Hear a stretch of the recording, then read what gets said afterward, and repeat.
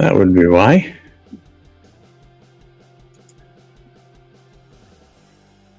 Yep, bear with me here. Hey, there I am. What's up, everybody? How we doing tonight? Just trying out a new setup here.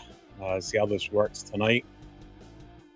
Um, kind of made some changes to the whole workstation I have set up here. So just trying to see how this all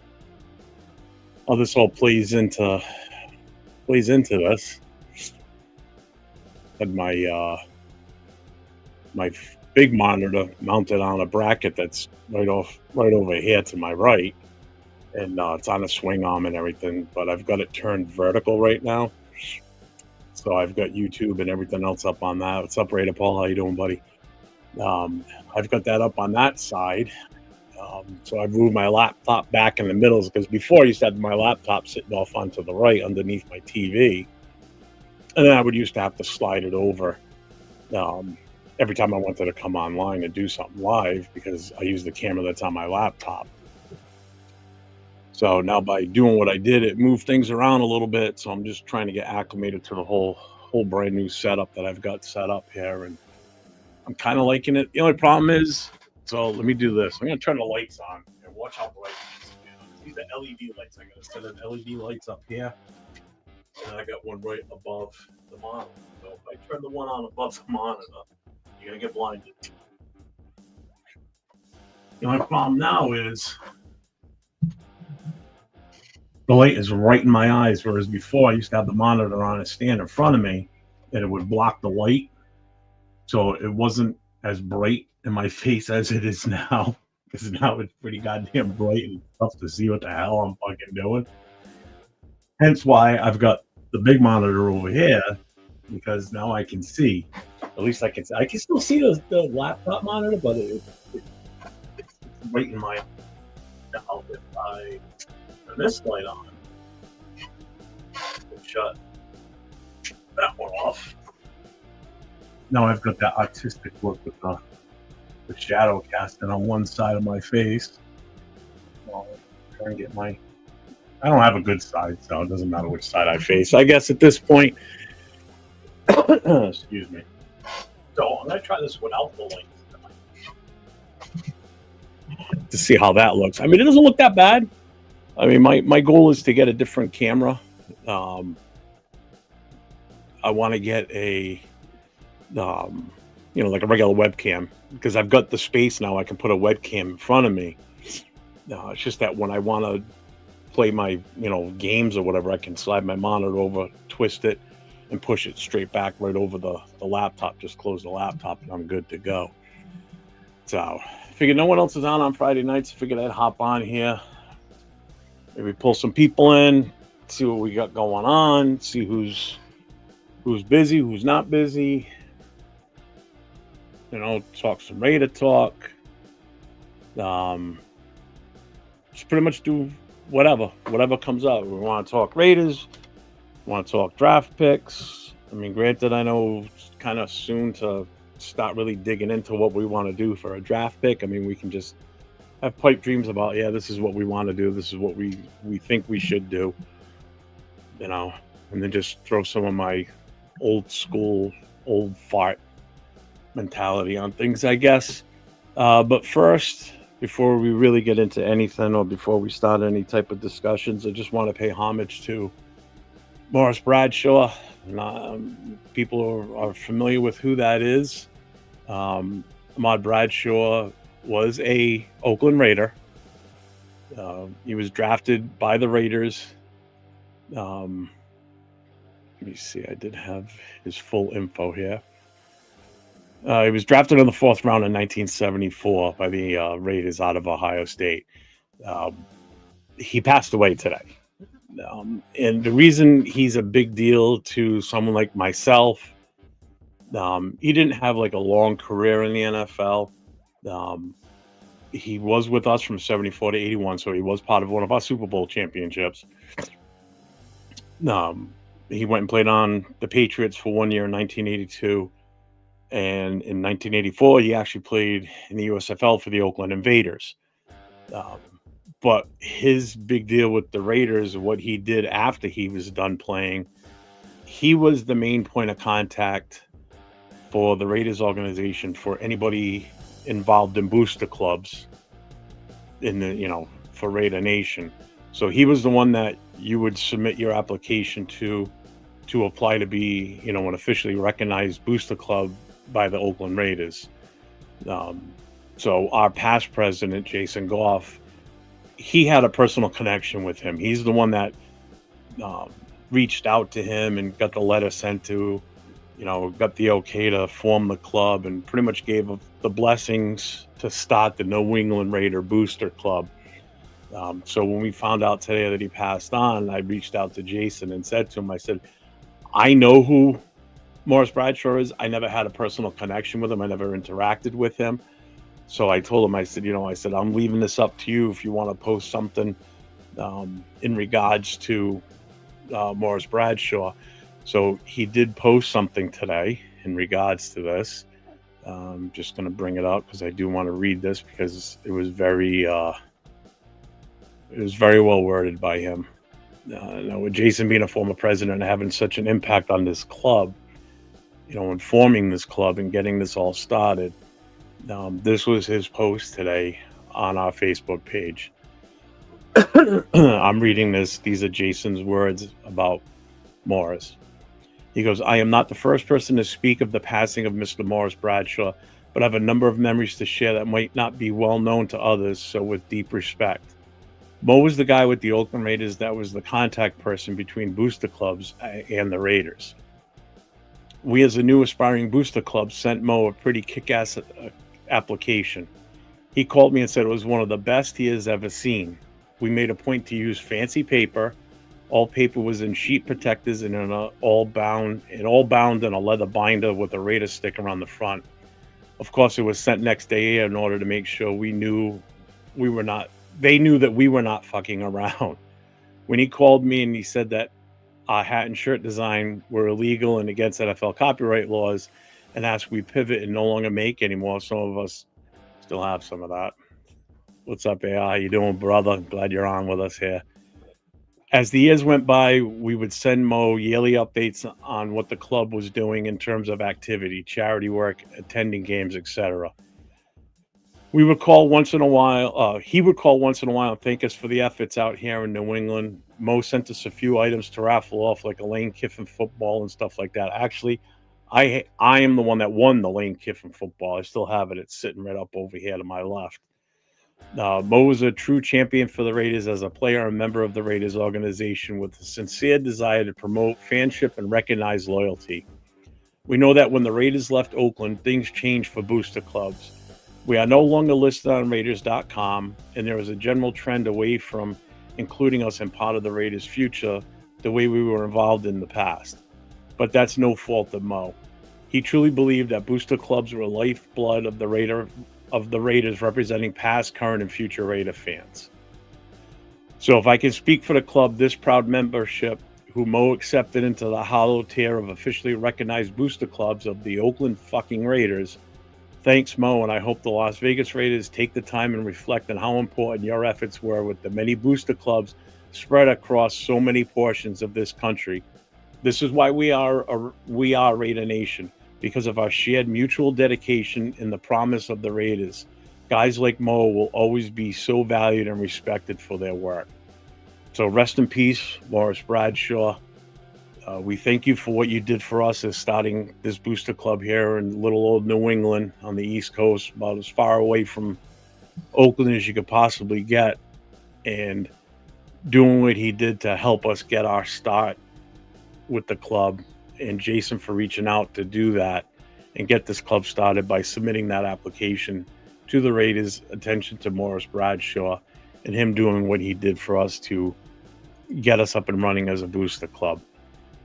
We have the utmost respect for Morris Bradshaw as a booster club here on the East Coast, and it's a shame that once the Raiders moved to Las Vegas, they don't recognize the booster clubs like they used to.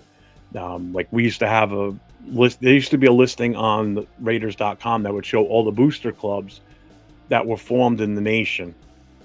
and we were one of the ones on there as the New England Raider Booster Club. If you go to Raiders.com now, there is absolutely no mention whatsoever about any booster clubs at all, anywhere on their website, which is a travesty because without the booster clubs, the fan support and helping growing the fan base for this organization and this team and the players and the history of this organization wouldn't be what it is today. I mean, I've made so many friends through the years through the Booster Club because of what it was, because of what was, on the website, drawing fans to something local in your area that you didn't even know about.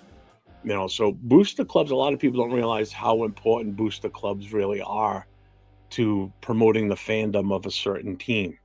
And in this case, promoting the Raiders. And again, especially being this far away from the Raiders on the East Coast. And as Afakasi can attest, I mean, he lives in Australia and he's a Raiders fan.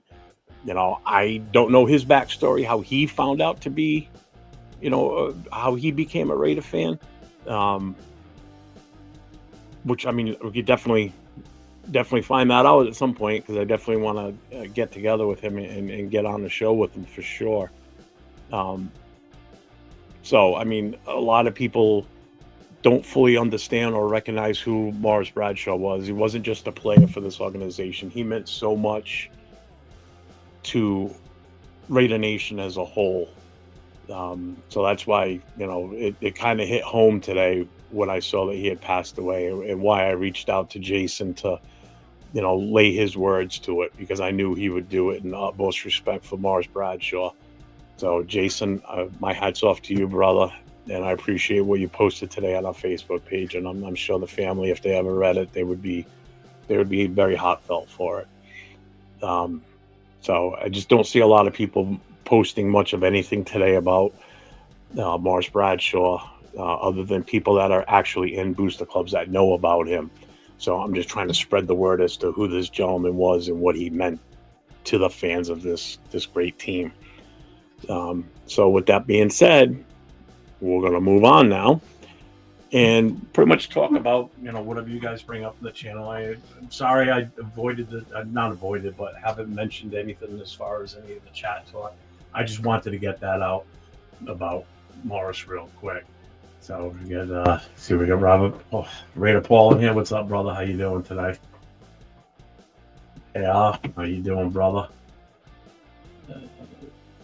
Yeah, I'll get you the link. Let me shit. How the hell do I get? There it is. There's the link. Copy.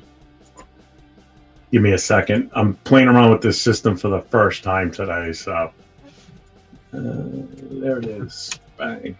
There, you should have it now. All right. So let's see. Robert Pena, what's up, brother? You're always here. I love that you follow me like this, and you're always watching. I appreciate the follow and the support, brother. Let's see. What if Lane got his wish and drafted Countess? Yeah, I mean that would have probably changed the whole trajectory of the team. I'm freaking positive of that. Because the team's been crap since then, man. It's been horrible. Sorry if I cough a lot. I'm trying to hit the mic fast. But I'm still trying to get over a little bit of a cold here. Let's see. How do I know if somebody's trying to get in? So...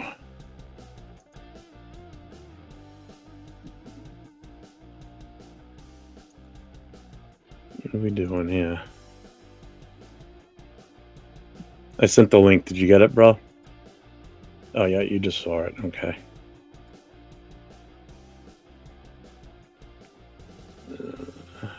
That's it, man. Raiders. I'm excited for this weekend's game. It's the last game of the season. We hey, there's my man. I was looking for you the other day. I haven't seen you in a couple of weeks. What's up, brother? How you doing? And I know I'm gonna probably butcher your name because you busted my chops the last time. So um, I I want to try and pronounce it. I know it looks like it's Andrade. It's Andradea. Is that I? Did I say that right that time? Probably got it wrong again. I'm sure. Um, but yeah, I'm ready for this season to be over at this point. It's I said this the other night, actually last night on the Raider Connection. I feel like this was the absolute worst worst season I could ever remember as being a Raider fan. It was just awful. Um, I'm just so glad that we got one game left. It's a winnable game. There should be no reason why we can't win this. The Chargers are going to be sitting people. Get rid of that. There we go. I'm just.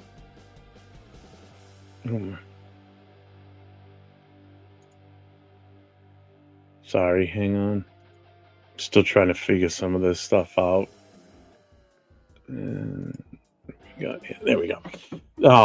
Yeah, I'm ready to move on to the offseason at this point. It's get through this game and just traditional Black Monday. In our case, because it's a home game, we probably will know sooner than later what's going to happen with AP. If he makes it past, say, Tuesday, I think it's going to be safe to say that he's still going to be our head coach going into next year. We're still going to kind of have to wait and see approach to everything. But once we get past that date, then I think we'll know better as far as what direction we're going to go. Because then we can really start digging into, because free agency comes first, so we can start digging into free agency. And then we can deal with the combine, see where these college kids start ranking, where they fall into a final ranking or close to a final ranking leading up to the draft. And don't forget, it's not only the combine that's coming up now too. You've got the Senior Bowls. You've got all these North and South games. You've got all these different games where these seniors get a chance, or the kids that are coming out get these chances to put a few more moves and games on video or on film, so that they can hopefully increase their stock. It's a chance for these kids to kind of display what they can do, and a lot of times it does move them up the ladder a little bit. Oh, there he is. Let me add you in here. What's up, brother?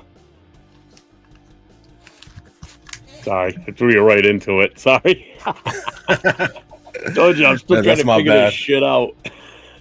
No, that's my bad. I should have been ready. I've never had. You know what? I've been using the free basic one for the longest time. It's made a few changes today, and so now this is the first time where I've kind of been able to mold it a little bit more to my standards, like the way I want it. Like adding the logo in and freely bringing a guest in. Don't have to worry about 20-hour minimum and all that other crap. Or maximum for 20 hours. So now at least I can do a little bit more. I can get on and hopefully get some viewer hours up and get some more content and more people involved.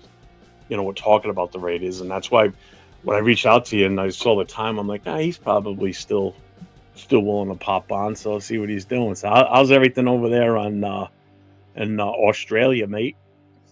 Don't first things first. Thanks for that's all right.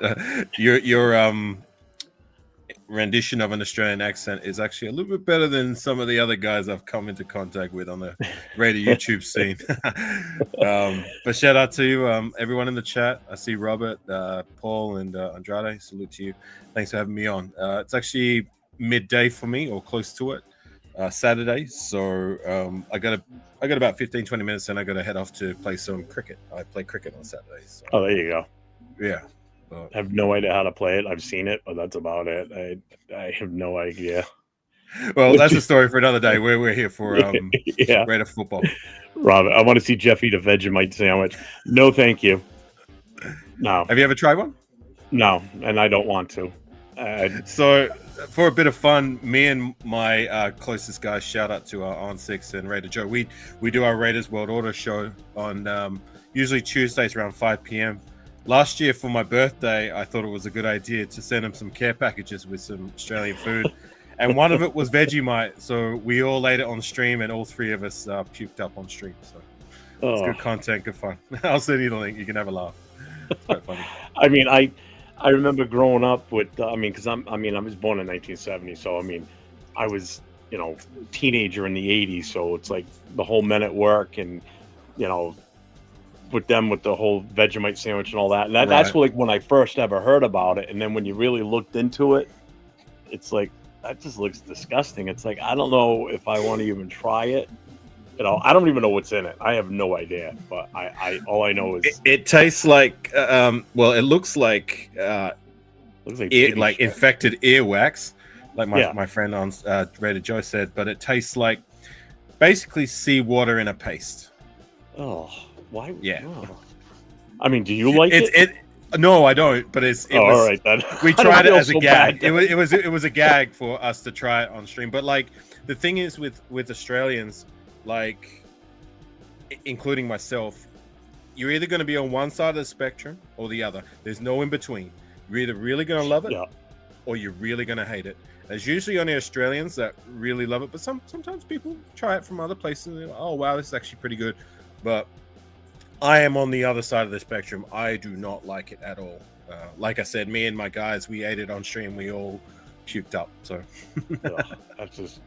I could, what? Being in the fire service all the years there's things that I don't stomach very well. Blood's not a problem, but puke and shit. Those are the two that make me. So yeah, right. Yeah, I don't even want to watch the video because I know I'll probably just still start dry even just watch it. Well, you can't see us like, but you can hear it. You can hear it. Yeah, you can hear it. I'm good. I'm good, and I have no desire to try it. So I got a question for you. With you now, obviously you were born and raised in Australia, right? I was, yes. You never lived in the U.S. or anything like that? I've been to the U.S. I was dating someone from the U.S. back in 2019 for a couple of years. I came there for a month and a bit, and I went and saw my first Raider game, which would turn out to be the Raiders' last home victory in Oakland, the game against the Bengals, just before they moved to Vegas. But anyways, your question. The reason I'm asking is I'm leading into it is how did you, being so far away and so far removed from, mainland USA and Oakland, how did you become a Raider fan? That I've been thinking about this since I first met you last week. It's like I gotta ask him when I get a chance because that's interesting. It's like how did that the Raider organization, the fan base reaches that far. Right. Okay. So back in 2008, that's when I started to. I don't know. I just wanted. I had cable TV at the time, and I wanted to dabble in other sports, more specifically American football. I was like, you know what, this looks like a sport that I could like, and now that I have access to it on a consistent basis on my cable TV, because remember, streaming services hadn't really taken off around then. So it was either free to air or cable. So I invested in cable and I started watching some American football. Like the first player that caught my eye was actually Adrian Peterson. I watched the Vikings. Makes sense. Somebody. It was the game after he'd just broken the record for the single most yards in a game. It was like 200 and something, some crazy yardage. Yeah. And it was his rookie year. Like, you know what I mean? And he would end up turning into an all-time great player after that. But anyways, so I at first was like, this Vikings team, they're all right, but I don't know, something's not clicking for me. You know what I mean? Like they're not really the team that I feel like I need to invest in. You know what I mean? Like it just wasn't right in my heart. And like the more I got into the sports, like I need a team. You know what I'm saying? So yeah, just before the 2009 draft, I don't know. One day I was just trolling through YouTube. And thanks for saying that, Robert. I appreciate your comment. I was going through YouTube, and there was this documentary that just came up in my feed, and it was like the top 30, top 50 rivalries in sport. And I fast forwarded to the end. I was like, I'm curious, what's the biggest rivalry? And the number one spot was the Raiders against the World. I was like, okay. So I watched it, and I was looking at how like they did things the Al Davis way. They were the rebels, the outcasts back in the 70s and the 80s, and they were just like, I don't know, just something about that just really resonated with me and had me like very curious. I was like, you know what, something about that, like it kind of hits home for me, you know what I mean? Like, yeah. And then I watched the NFL draft 2009 when they drafted Haywood Bay, and I remember the reactions from the crowd and how everyone was like, oh wow, like, you know, why did they do that? It's like that, doing things the Al Davis way, you know, going for speed.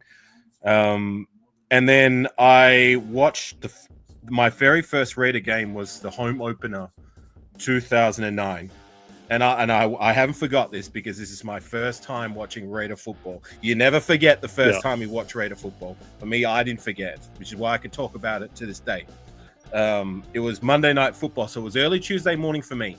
And they were playing it on the cable service on the Foxtel, so I was able to watch it live on the TV. And they opened up with the scenes of the Coliseum, like it was a Monday Night Football. It was a rockers crowd. You saw all the people in the black hole just getting buck wild for a rivalry Monday Night Football.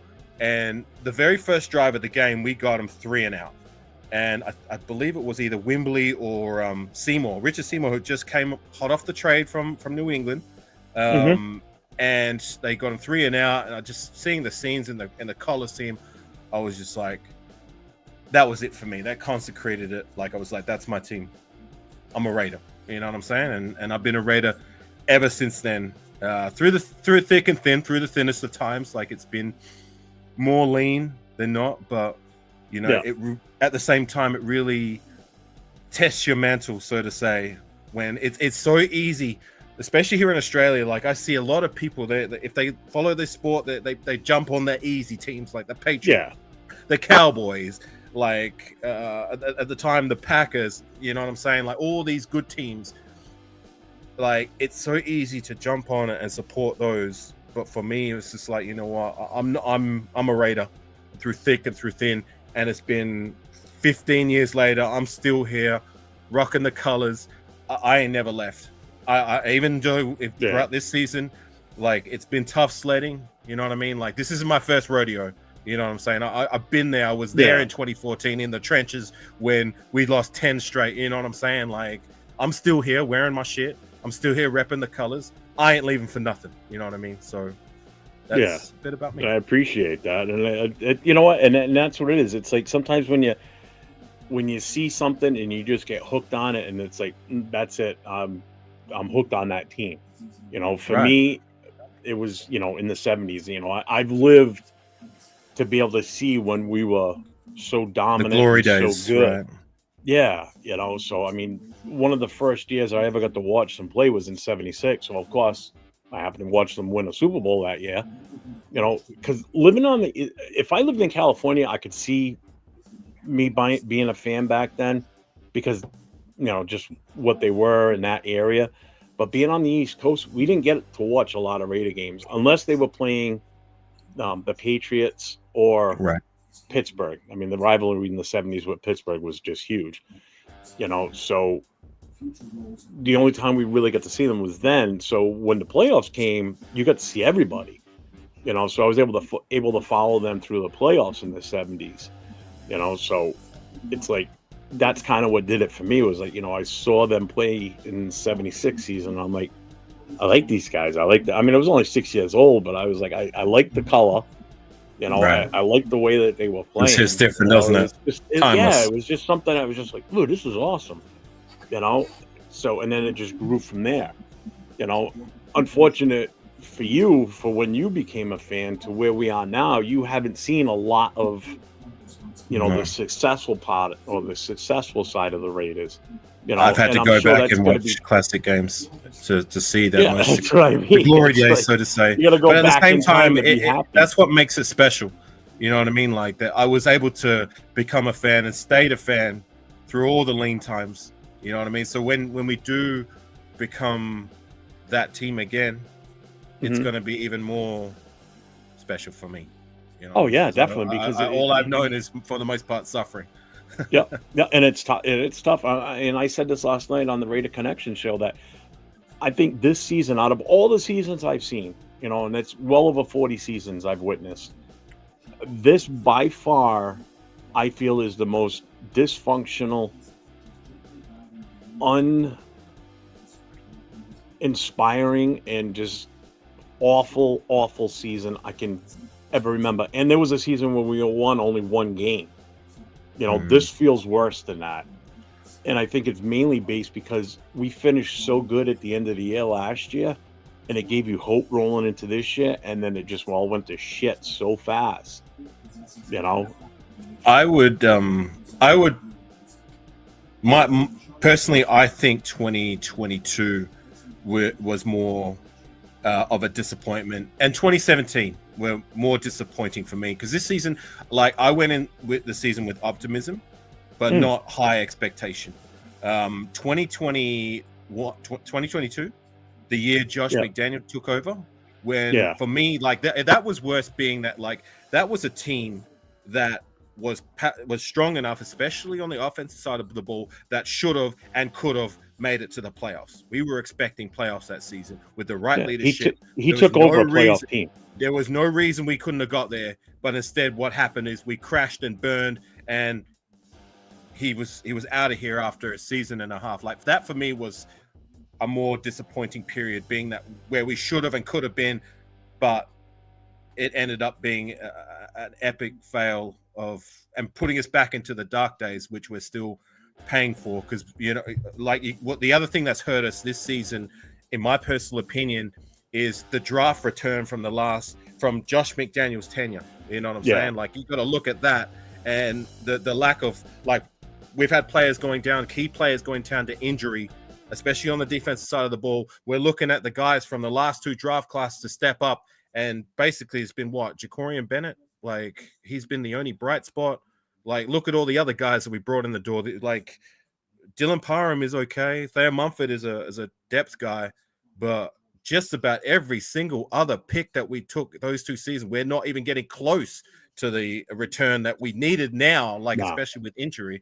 You know what I'm saying? Especially like last season, like 2023's draft class with Tyree, Michael Mayer, and Byron Young. Byron Young's not even on our friggin' roster. Michael Mayer is a depth guy who's okay in spots, but that's it. He's okay. You know what I mean? He's been relegated because of the emergence of Brock Bowers, which has helped us. Brock Bowers is a stud. But picks like Tyree Wilson, you know what I mean? Like, yeah, he has his spots, but like a spot guy, you know what I mean? Like, that's not what we asked. That's not what we expect from a top 10 draft pick. He was picked 7th overall. You need someone who's a good starter at the very least, and he's just not that. Not yet. He's still got time, but it's to my point. Like, these are the kind of things that I think hurt us this season. So, like, yes, I am disappointed, but I was probably more disappointed in that period, as well as 2017. You know, it was the same situation. We expected a heavy playoff push. You remember that? Like, that was just after 2016, where we were. That was the happiest period of my Raider fandom up until this point, where I just wasn't used to that consistently winning, and then Derek Carr goes down to injured, and for you, it was the closest thing you were going to that you've experienced since being a Raider fan. That it was. You know, it was almost unknown to me. It was just like, what is this? Like, this is so surreal. I'm not used to this, not just winning, but winning consistently. It's never happened for me. You know what I mean? Like, all I've known is, like, you know, we might win here and there. We might have like a 8-win season, which we did in 2011. I love that team. It was a very fun team in my early days.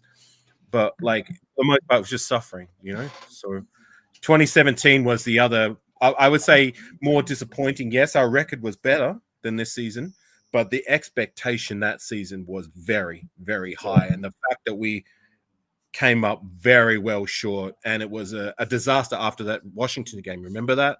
The whole kneeling situation, which caused division the team, and then there was rumors that the offensive line just wasn't blocking for him. It made sense. It's just like, how is it that we've got one of the best offensive lines in the league up against a defense that's not that good, and all of a sudden this team is running roughshod on us, getting sacks all over the place, putting Derek Carr into the dirt. You know what I'm saying? Yep. Yeah, our offensive line just turned into a bunch of bull matadors and just laid everybody.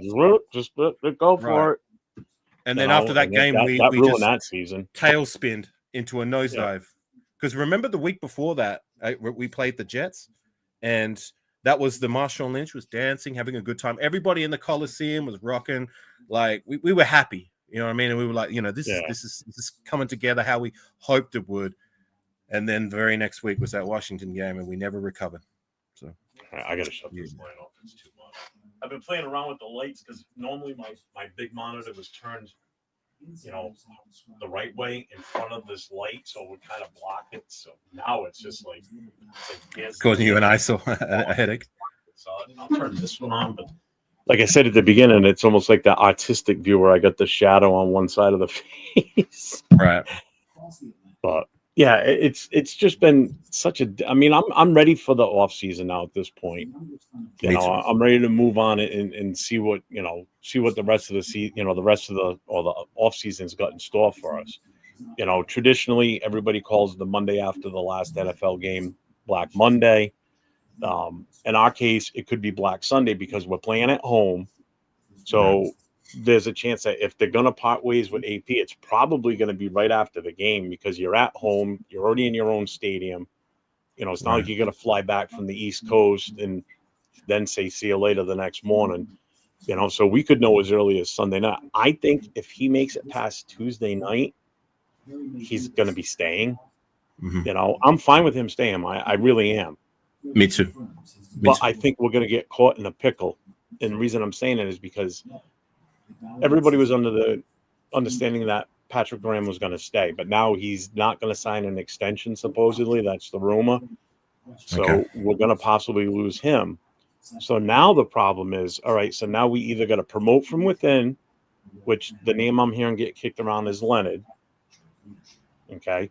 So if we don't promote from within and we hire from the outside, it's going to be tough to bring in a big name or a proven name to take that spot as a DC, because now you're going to deal with a coach that's only under contract for one more year, because everybody thinks he's on a 2-year contract. We've never been told yes or no what it is, so who's going to want to come and only be here for possibly 1 year, and then comes the end of next season, they finally get rid of him because he has a duplicate season of what we just went through. Do you want to come in and be a once and done defensive coordinator? So it's going to be hard to bring in outside talent at coaches, I think, if AP stays, unless they sign him to an extension. But even that, there's no guarantee. You sign someone to an extension, So that's my issue on that, because then even the same situation on the OC. There's this talk of Scott Turner possibly going to North Carolina to be with Belichick as his OC. I don't know what's happening there either. So now you're in that same situation on offensive coordinator. Do you really have someone in-house that you can promote? I don't think so. So it's like you're damned if you do, damned if you don't. It's great if he stays, but who's he going to hire? If he goes, no one's going to stay anyway, because whoever the new coach is going to clean house and bring in his own people. Well, I'm just going to wait and see.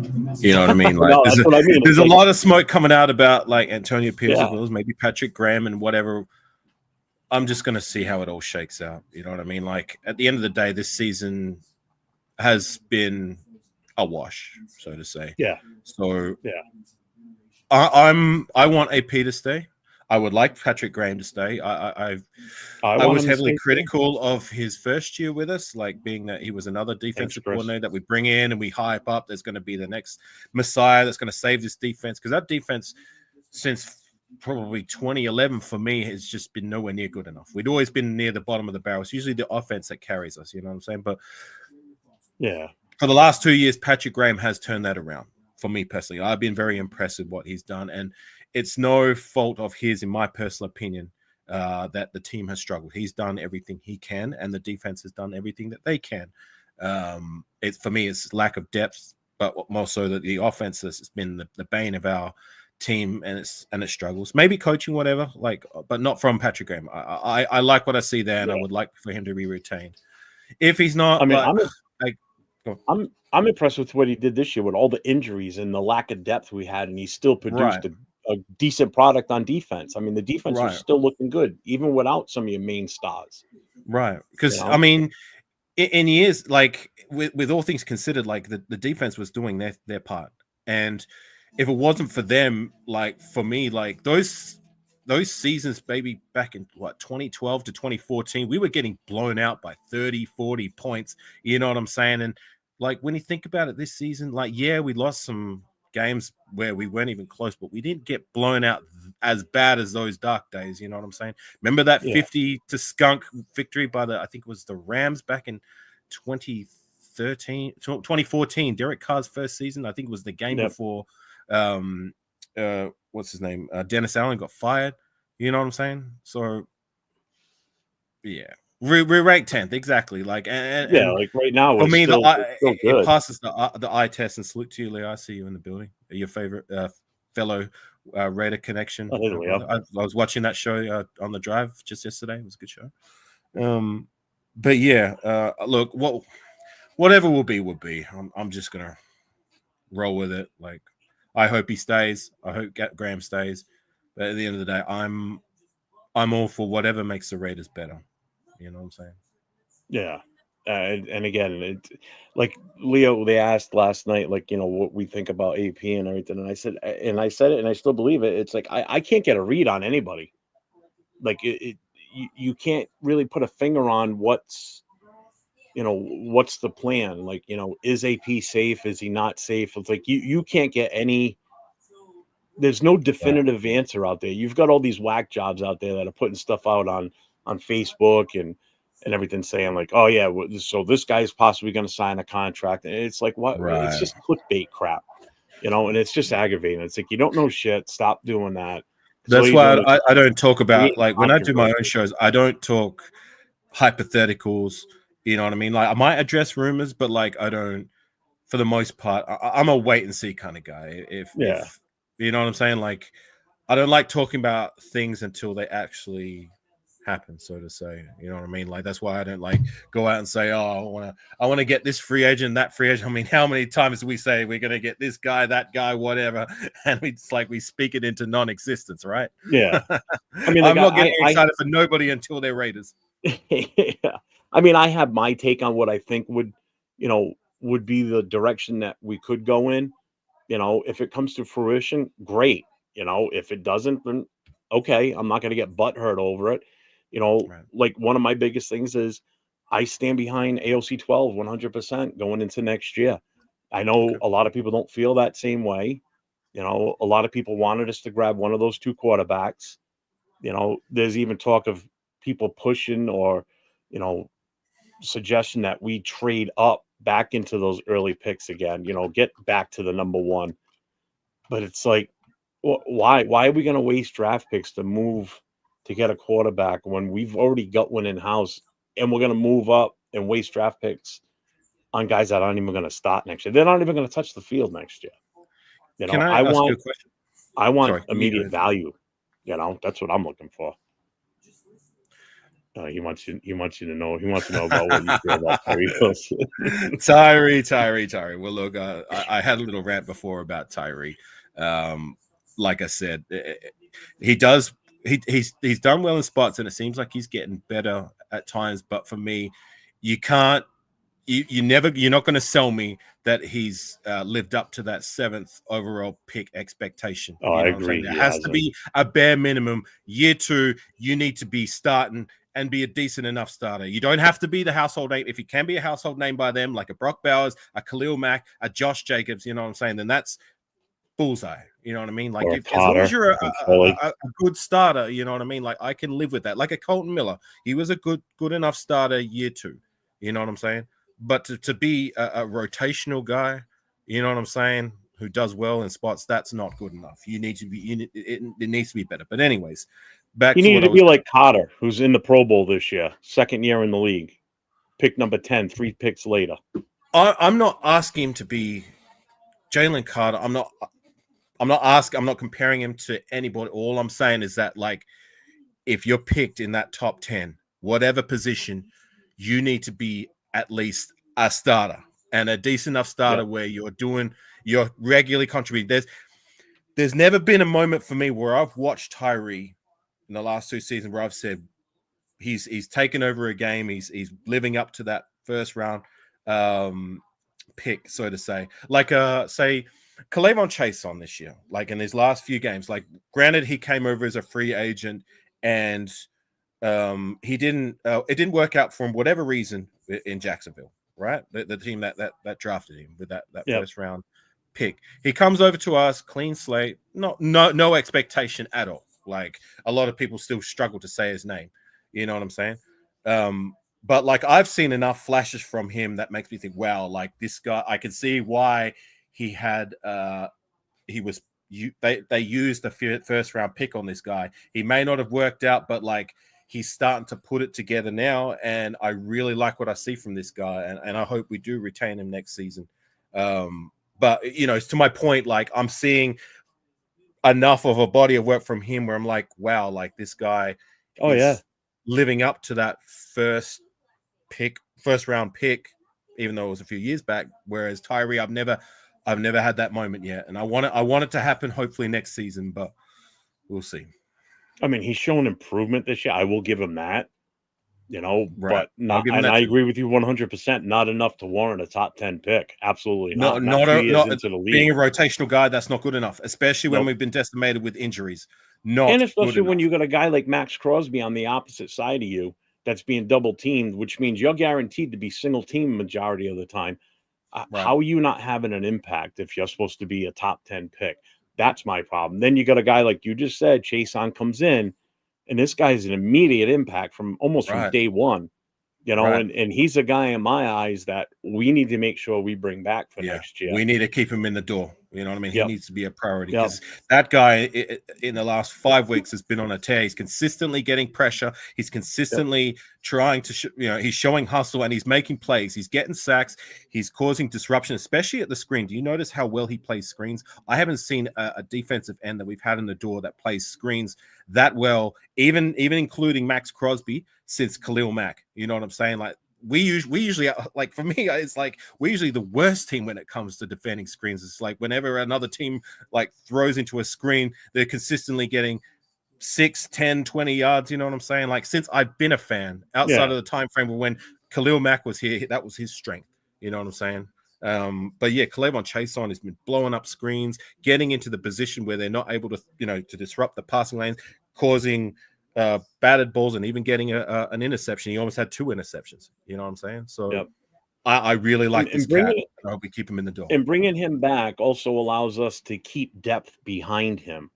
So if he comes in next year as our slated, starter, obviously, that allows us to keep a guy like Kuntz. We're gonna, if we re-sign him, depending on how he comes back from his injury, we sign him to shorter money because he's got no body of work for this year. So we got to base everything off the prior year and how he even comes back if we keep him. I don't think he's going to come back. I think the emergence of K'Lavon Chaisson, unfortunately, and this is and Kuntz is a guy I like. I want to see him return. I know, I do too. But I think with the emergence of K'Lavon Chaisson, and if we re-sign him, like, we're going to give Kuntz, I don't doubt that they're going to give him an offer, but he's going to get better offers from elsewhere. I don't doubt that. He's an unrestricted free agent. He has no ties outside of, like, this is the team that drafted him with the Raiders. So I can see him, and I wouldn't blame him, like, saying, right, well, if the Raiders is only going to offer me this much, I appreciate that, but these other teams are going to offer me more. So see you later, alligator. Yeah. Once a Raider, always Raider. But I doubt Kuntz will. I doubt we're going to see Kuntz as a Raider again next season, which sucks. It's one of the other things I said too is that this off season is going to be one of the busiest off seasons I think we've ever witnessed either too, because there's always these question marks about the coaches, our position in the draft for what draft pick we're going to take, all the free agents that we have. So this is going to be a busy offseason. You know, it's good for guys like yourself and myself, Leo, and anyone else that does any type of content, because this just gives us, exactly. This gives us so much more to talk about. I'd rather be doing this than having, the 20th pick and, we finish middle of the pack, the coach is safe. And I mean, granted, I want to be at that point. That's the problem. I want to get to that point at some point where we have a nice, easy transition in the off season. Because do you remember 2012 when we had our first pick was a third round draft choice at the very tail end of the third round, and we were lucky to get that pick out of pity from the league because we had no draft capital and we were in salary cap hell. So to your point, anyway, sorry. And that's it too. You go 3 rounds without a pick. It's like, holy crap. It's not even fun to watch the draft at that point because you're watching all these players just go flying by that you have no control, and you got nothing to move up for. You got nothing to offer to even move up. That's the worst part.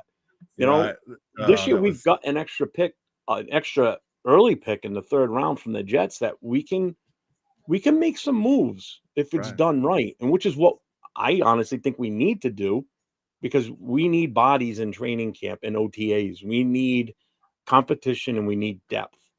And that's the only way you're going to get it right now. You're not going to get depth in free agency. You're going to get, hopefully, starters in free agency.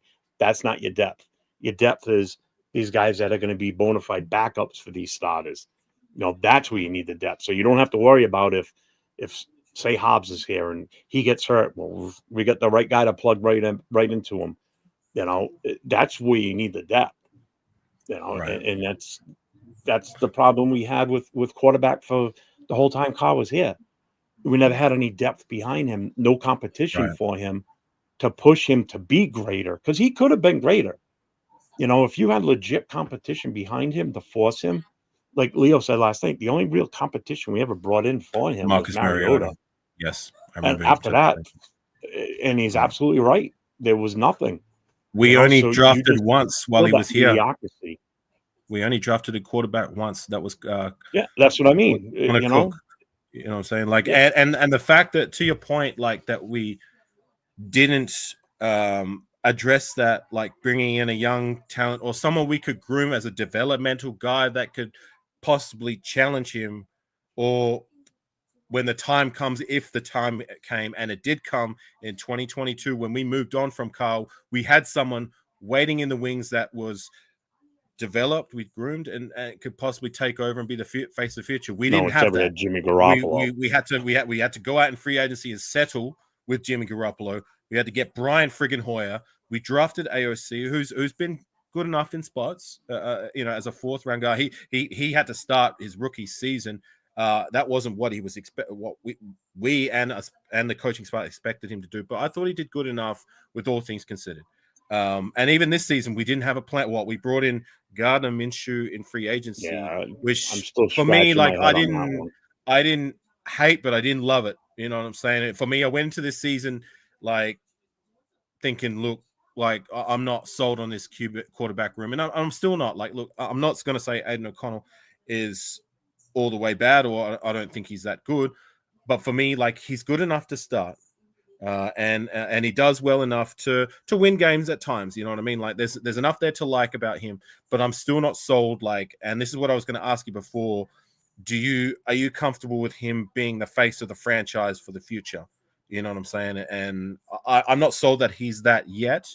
But like, I'm happy enough to keep him around maybe next season if he's a starter, because he's the veteran presence, because we're going to draft a quarterback. I'm cool with that. You know what I mean? Mm-hmm. I'm sick and tired of going trying to find the next Rich Gannon route. You know what I'm saying? Because I'm so tired of hearing that. Take Derek Carr out of the equation. The 9 years he was here, every time we have tried to go and find the next Rich Gannon, it's either been mediocre, below mediocre, or just downright terrible. And I'm sick of it. You know what I'm saying? So for me, I ideally I want us to draft a guy. I don't want us to reach for a guy. I just want us to, if someone is good enough there at whatever round, like if it's round 1 or round 2, round 3, whatever, I don't care. Just get somebody that we can develop behind AOC, so to say, whatever, and possibly challenge for the starting job, maybe be the face of the franchise. That's where I would like to go. I don't know what the free agent market is like with quarterbacks. But then again, like, look, we're not even finished this season, and a lot of these free agents, like, they go and re-sign with their own teams, so they don't hit the free agency market. Which once again brings me back to what I was saying. I don't get excited for nobody until they've signed the dotted line and they're officially Raiders. Yep. But that's a part of what I want with the next off season. Like, first things first, address the coaching situation, what we're doing with our coaches, whatever, you know what I mean? And then free agency. Like, I want a little bit more urgency than last year. Like, I like the signing of Christian Wilkins. I believe he was working out until he got hurt. We're going to see him back, hopefully healthy next season, and be back at his best and make good on that signing that we made. And I think we would have won a couple more games easily if he would have been playing, especially. Right. And I honestly think the 2 KC games, we could have won those games if he was here. I mean, we had 5 sacks in one of those games. You know, there's no reason why if he was here, he would have definitely disrupted that offense. He was being very disruptive, and that's something that we've needed with the interior, because our interior has been very disappointing and a weak spot on the defensive side of the ball for the longest time. But thankfully, we've had the emergence of Adam Butler, and hopefully with him and Christian Wilkins coming back next season. Adam Butler's another priority signing I would like to see back in the door. But whatever happens, I just want a bit more urgency with free agency than last season. I do too. I agree. And then to the draft, like, we have to hit it out of the ballpark again. Like, this to me is the most important free off season that I can remember for the longest time. We have the ammunition to be able to turn this franchise around. You know what I'm saying? If we get it right across the board with our coaching selections, with free agency, and then with the draft, we have a similar situation like the 2024's draft class, where we hit the bullseye with Brock Bowers. We found ourselves a center that should be the center of the future, who's a nasty blocker, brings that old school Raider mentality. Right after my own heart. I love that. Right off the rip. I love that guy. You know, sometimes he plays a little too aggressive, but you know what? I will take that. I will take that. Oh, it should be as a Raider. We toned down, you know what I mean? But that guy is a Raider. He's a stud. Then we got DJ Glaze, a guy, including myself, who thought like his ceiling would be a Brendan Parker type guy, like a rotational guy that we'd have to develop, you know, that could be a decent enough depth piece in time.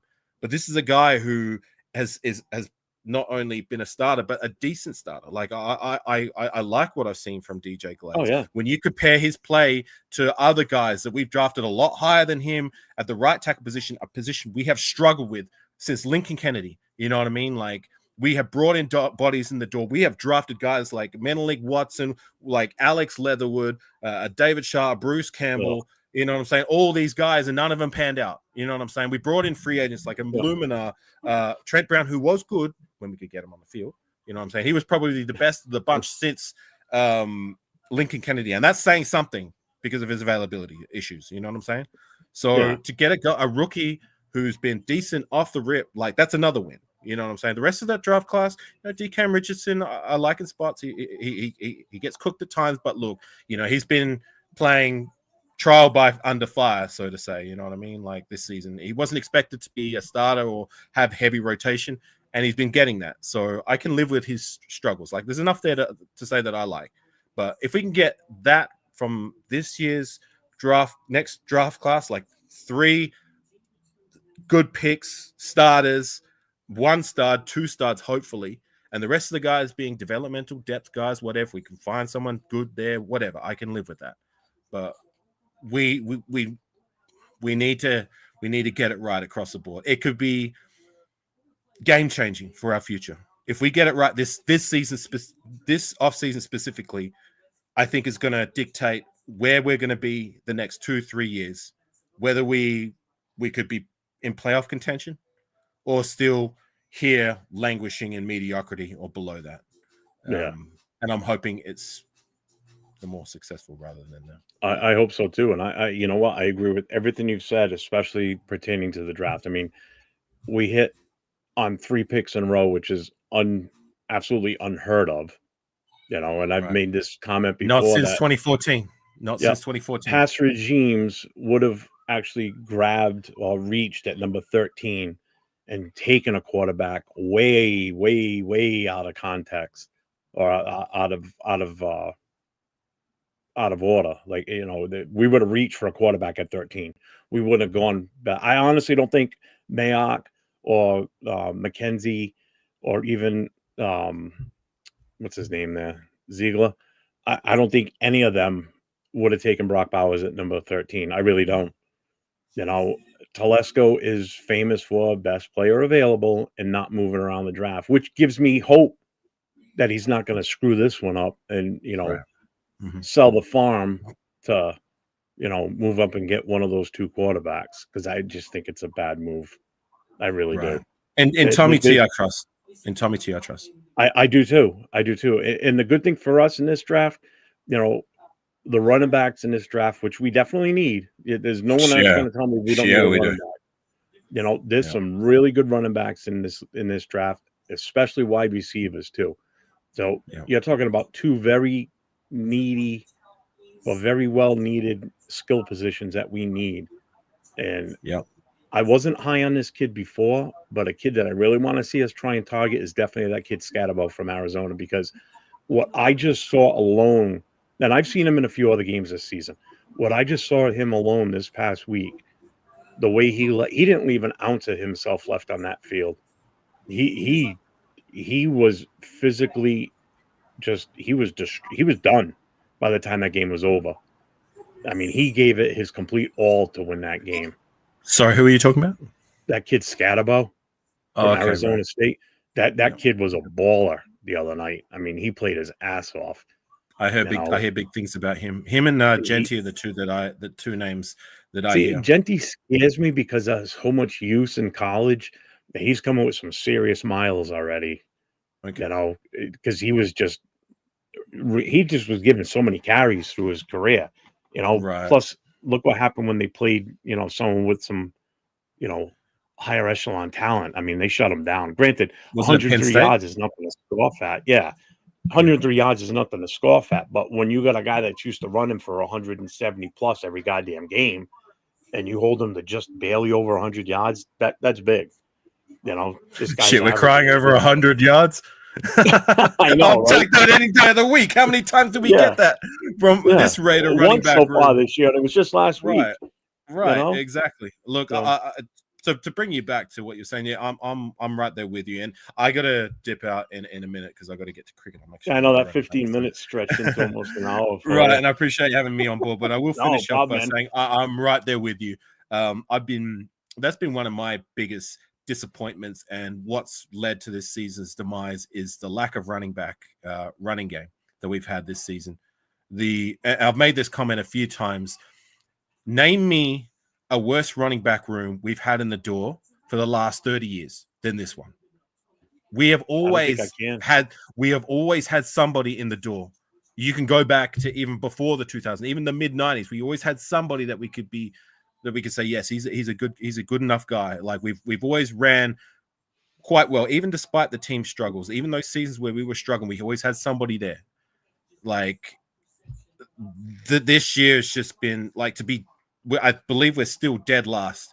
Like I want this running back room to be revamped. I wouldn't mind if we kept Amir Abdullah in the door. You know what I mean? Like he's a guy who's always going to be solid, but he's getting older. You know what I'm saying? Sincere McCormick, a guy I was heavily critical of. Like, why are we keeping this guy? He's just, what has he done up until he got his chance? And granted, he made good on that chance. He did well enough for me to say, you know what? He deserves a chance to come back next season and compete for whatever role. You know what I'm saying? But I want us to draft one, draft two. I don't care. We need some younger, faster, stronger bodies in the door that can do better. I don't want to see Zamir White take another snap as a Raider. Alexander Madison, thank you for your services, but yeah, he can go as well. Leo says we got catfish by Zamir because he wasn't alone. Like there was a lot at the end of the season and put on muscle weight and everything, and then the season started and he just turned into flubber. They're just like, I can't run the ball. The biggest criticism of Zamir was that like. He when it comes to finding the hole, he had the Trent Richardson effect. He was not good. But look, Asylum, I see what you're saying. The offensive line didn't do them any favors either. But I still stand by what I said. Like, I don't want to see Zamir take another snap as a Raider. Thank you very much. We can move on from him. Look, he can't hit the right hole, and I can't hit the right hole. And one of the comments I made is, it's like his ankles don't work. He can't pivot to make the cuts. It's like he just runs straight ahead, and like that's it. You know, I believe we can find better with even. There's no reason for me a rookie can't come in and do better than 2 point what yards per carry. That is not good enough. More fumbles than touchdowns. That is not good enough. I don't want to see him as a Raider again. You know what I'm saying? Thank you for your services. You can go. Same with Alexander Madison, and maybe even Dylan Lorby. Like, you know, I want to see come preseason next year. I want to see progress from Lorby. I want to see that he's good enough to be a spot guy, a returner, a special teams guy.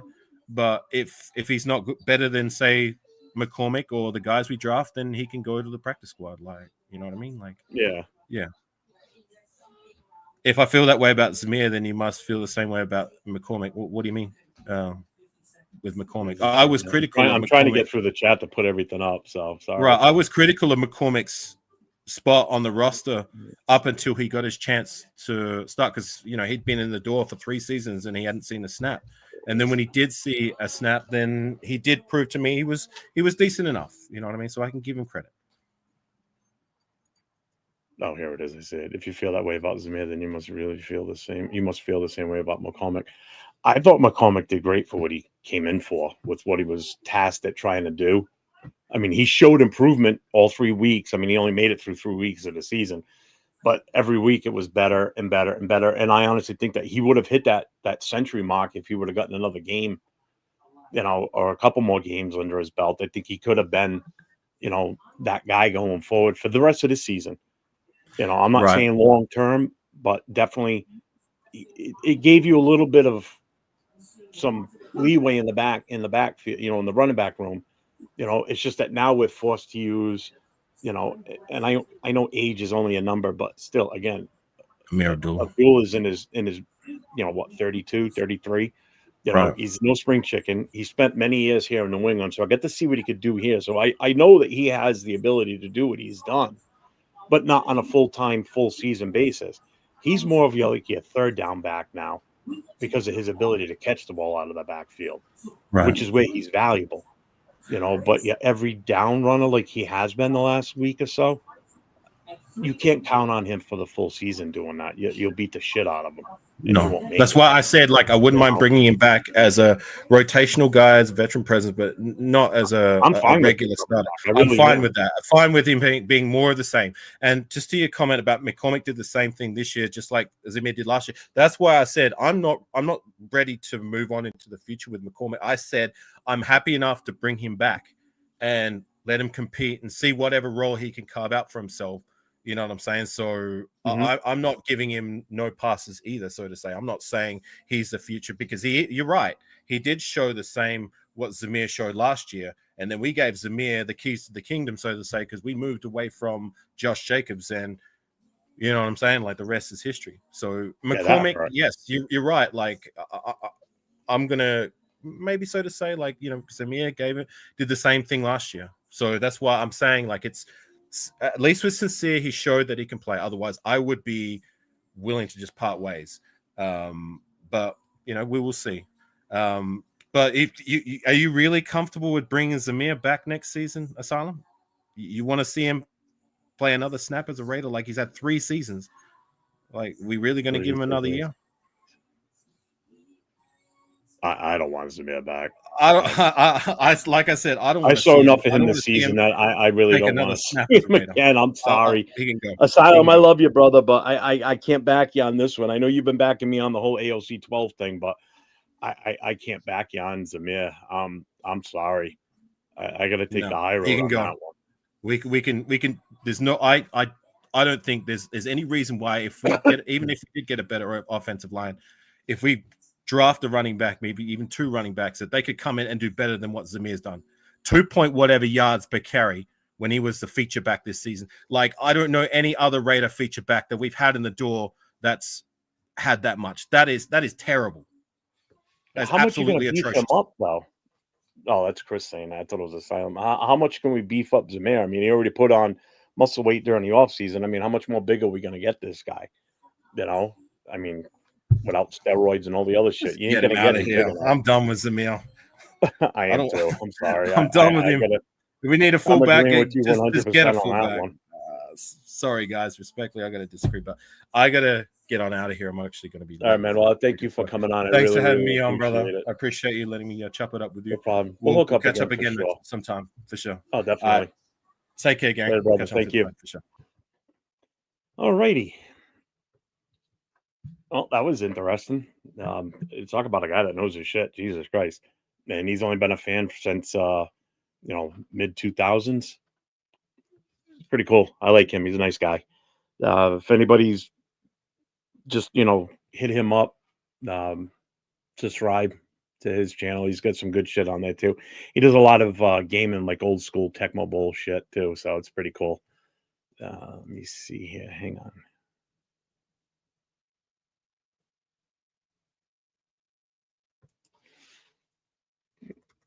Sorry, I just got a message. All right. So, what were we talking about? Oh, I know what we're going to do.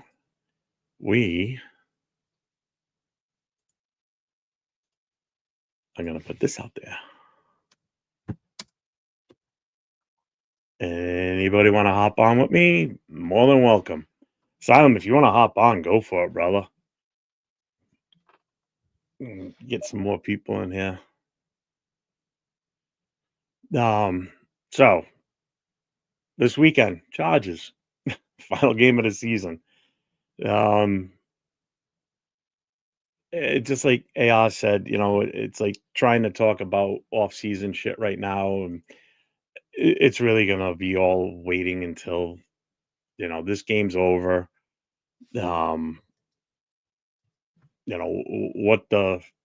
What the trajectory is for the team after that. If he stays, if he goes, what they want to do. Again, it's a lot of we should do this, we should do that. I don't know. It just I still can't get a read on anybody as far as what this team's direction is when it pertains to AP. Every time you see AP and Mark Davis is around, he's always smiling and laughing. You saw him in the locker room last week after the game, sitting there yelling Raiders with everybody else, standing right behind him. So it's like it's like, does he want him there? What's the deal? I mean, that's why it's tough to get a read. If Mark Davis wasn't showing up with him in the locker room and kind of being by his side, then I could sit there and say, oh, maybe he is going to be thinking about moving on from him. I don't know, but the fact that he's there, Chris, oh, there you are, brother. I thought that was you. What's up, man? Hey, what's going on? Oh, you know what? Let me show my headsets. Yeah, I know Turf's not. I guess Leo said Turf was was out traveling, so he's not home right now. So I figured out what the hell I'll hop on and play around with this new setup. Trying to get used to this big ass monitor. Like it's almost in my face now. How you been?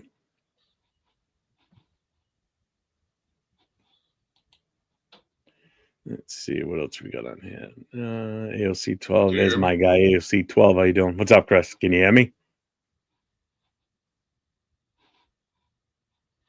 You're not muted. No, you're good. Can you hear me?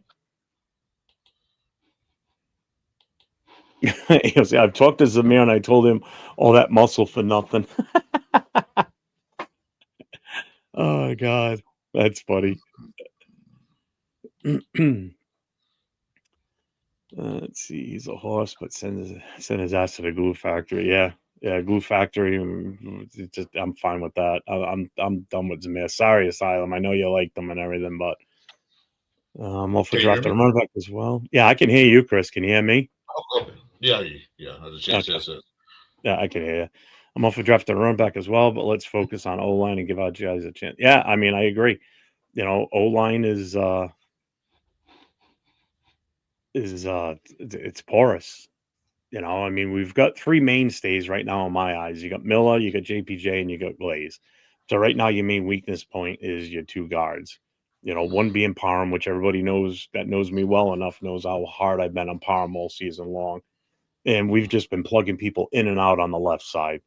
The last couple of games we've had JPJ playing left guard and had Andre James, God damn it, back at center.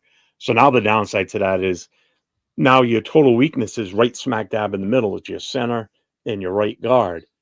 Whereas on the left side is now your strongest side because now you got JPJ and you got Colt Miller on the left. It's now the right side that's the weak problem. When it was the way it was prior to this, your only weak spot was in your middle with your two guards, but you had strength on either side of both of those guys, so they could offset that offensive line weakness. But what do you think about this? Oh, I'm sorry. What do you think about this? Solomon here. Why don't you how do I do this? Try either drafting a right tackle. How many right tackles in his draft? I didn't see any good ones. Or sign a right tackle and move Glaze to right guard. I think it'd be a phenomenal right guard. He'd be good at it. What do you think about that? I mean, either way, if he's on the right side, I'm fine with it based on what I've seen from him and his playability. I mean, I'm impressed with the kid. I mean, the fact that he's out there as a starter every damn week. What's up, Asylum? How you doing, brother? What's up? How you doing? You're doing good. How you doing? It's just good. Well, I mean, anything better than Mumford. If he will put Mumford at right guard, I'm better than Parham. Parham is just getting pushed like somebody stole somebody's lunch. I'm like, I mean, Parham's a better center. Who? Parham is a better center than he is a guard. Parham would be better on another team, as far as I'm concerned. No. I'm just saying. I'm not saying put him at center. I'm saying he'd be better. Oh, I see. He's better as a center than a guard. He's better at center than he is at guard. That's all I'm saying. I mean, we got our center with JPJ. I'm not even arguing that. I'm not trying to say put Parham there, but Parham is better as a center. He's proven it before when he's played center for us and going. He's better at a center than he is guard. But we got the center position going, so we got to get rid of Parham. Then go ahead and get rid of Parham and fill in the guard positions like we need to do. Mm-hmm. Okay. Yeah, I agree with that. I mean, that's Parham can't play guard again. Can't play guard now with JPJ at center because that's the answer right there. If you watch some of the games, you notice that JPJ is always looking to his right. Always looking to his right, trying to help Parham out. That's like and he shouldn't have to. That's the downside. And if you watch Parham, a lot of times when he comes off the snap, watch his stance, especially on run plays when he's got to do when he's actually doing run blocking. He stands up too soon. He comes out of his stance too erect.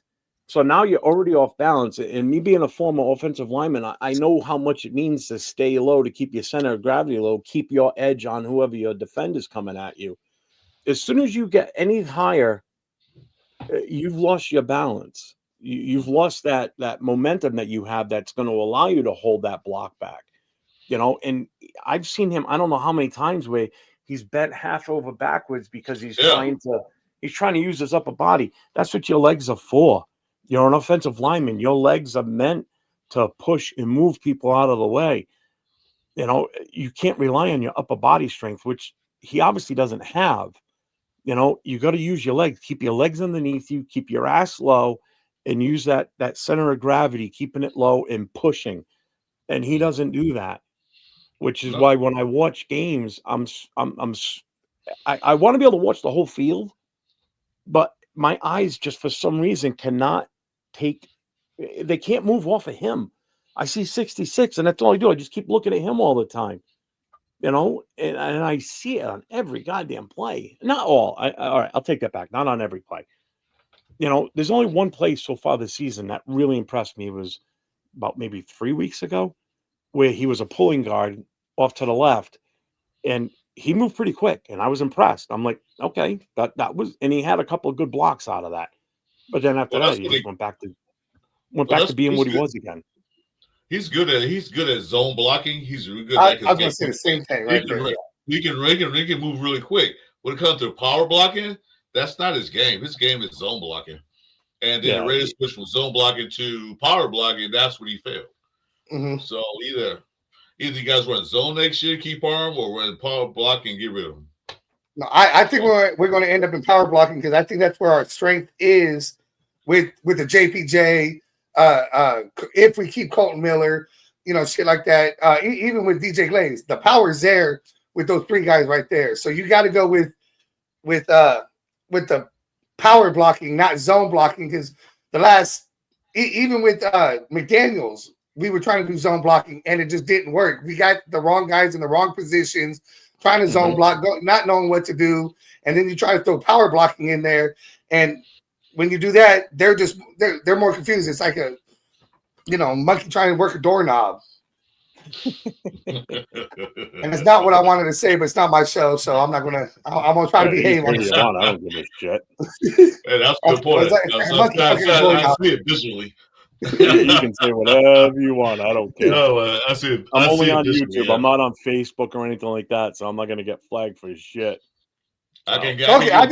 You know how I am on my show, so I can get on Facebook, man. They banned me before I even got on there. I was like, what happened? Because of my name. I put it on there. They banned me like, what the heck? So screw it. But you guys talk about the running backs for next year. I still say keep Sincere McCormick. He proved what he can do. Oh, I'm fine with keeping Sincere. I'm all for that. He catch on the backfield. He can do all kind of stuff. He can't. He may not be the. He might not be the everyday down back, but on certain circumstances, I put him in. Keep a duel on certain circumstances. Keep those two running backs. They draft one, and then go from there. I'm not against drafting a running back, but you know what? Oh no, we definitely need to draft one. I'm not against that, but everyone's going to get Zeus on this year when Zeus did the exact same thing McCormick did this year. Wait a minute. You can no longer call that man Zeus. He's Zamir White. He ain't no god. He's a false god. Well, no, he was never a god. But, I mean, he did the exact same thing last year that McCormick did this year. And then when he got his chance this year, he didn't get a fair shot with an offensive line. I mean, I've had this argument with a bunch of people. People who wanted Jaden Daniels are going to tell me he's going to do the same thing he's doing in Washington with us behind this offensive line. Same thing. If we would have kept Josh Jacobs, you think Josh Jacobs could be running the way he's been doing behind this offensive line? If anybody we would have brought in because he does break tackles, he does get yards after hits. He would have did better. I'm gonna say he did like he is doing in Green Bay, but he would have done better than that guy Zamir. He at least got more yards. But his holdout, but yet you go Josh Jacobs on his holdout year, he didn't do better. He struggled that year. Oh, he was fat. Yeah, because he was out of shape. Yeah, well, okay, but he was out of shape. But the O-line was better. But the O-line was better. He didn't have a training camp. He didn't do anything. He was out of shape. So after about 3-4 games, you started running better. So you can't say that because he didn't do anything. He had no training camp. But whose fault was that? That's his fault. Well, that's the administration's fault. They should have signed him right away. I don't know why you hold him back. Man ran for 1,800 yards the year before. You don't want to sign him? I blame the head coach on that one. Well, whatever fault it is, they should have signed him right away. Don't wait. That's too big of an ugly picture of Asylum. I gotta switch it back. That's too much space you know, in bring one sexy shot. back to Raider Nation. Come on. All right, I'll bring it back here. Hey, you can put me on this voice. I can turn the camera on, whatever you need.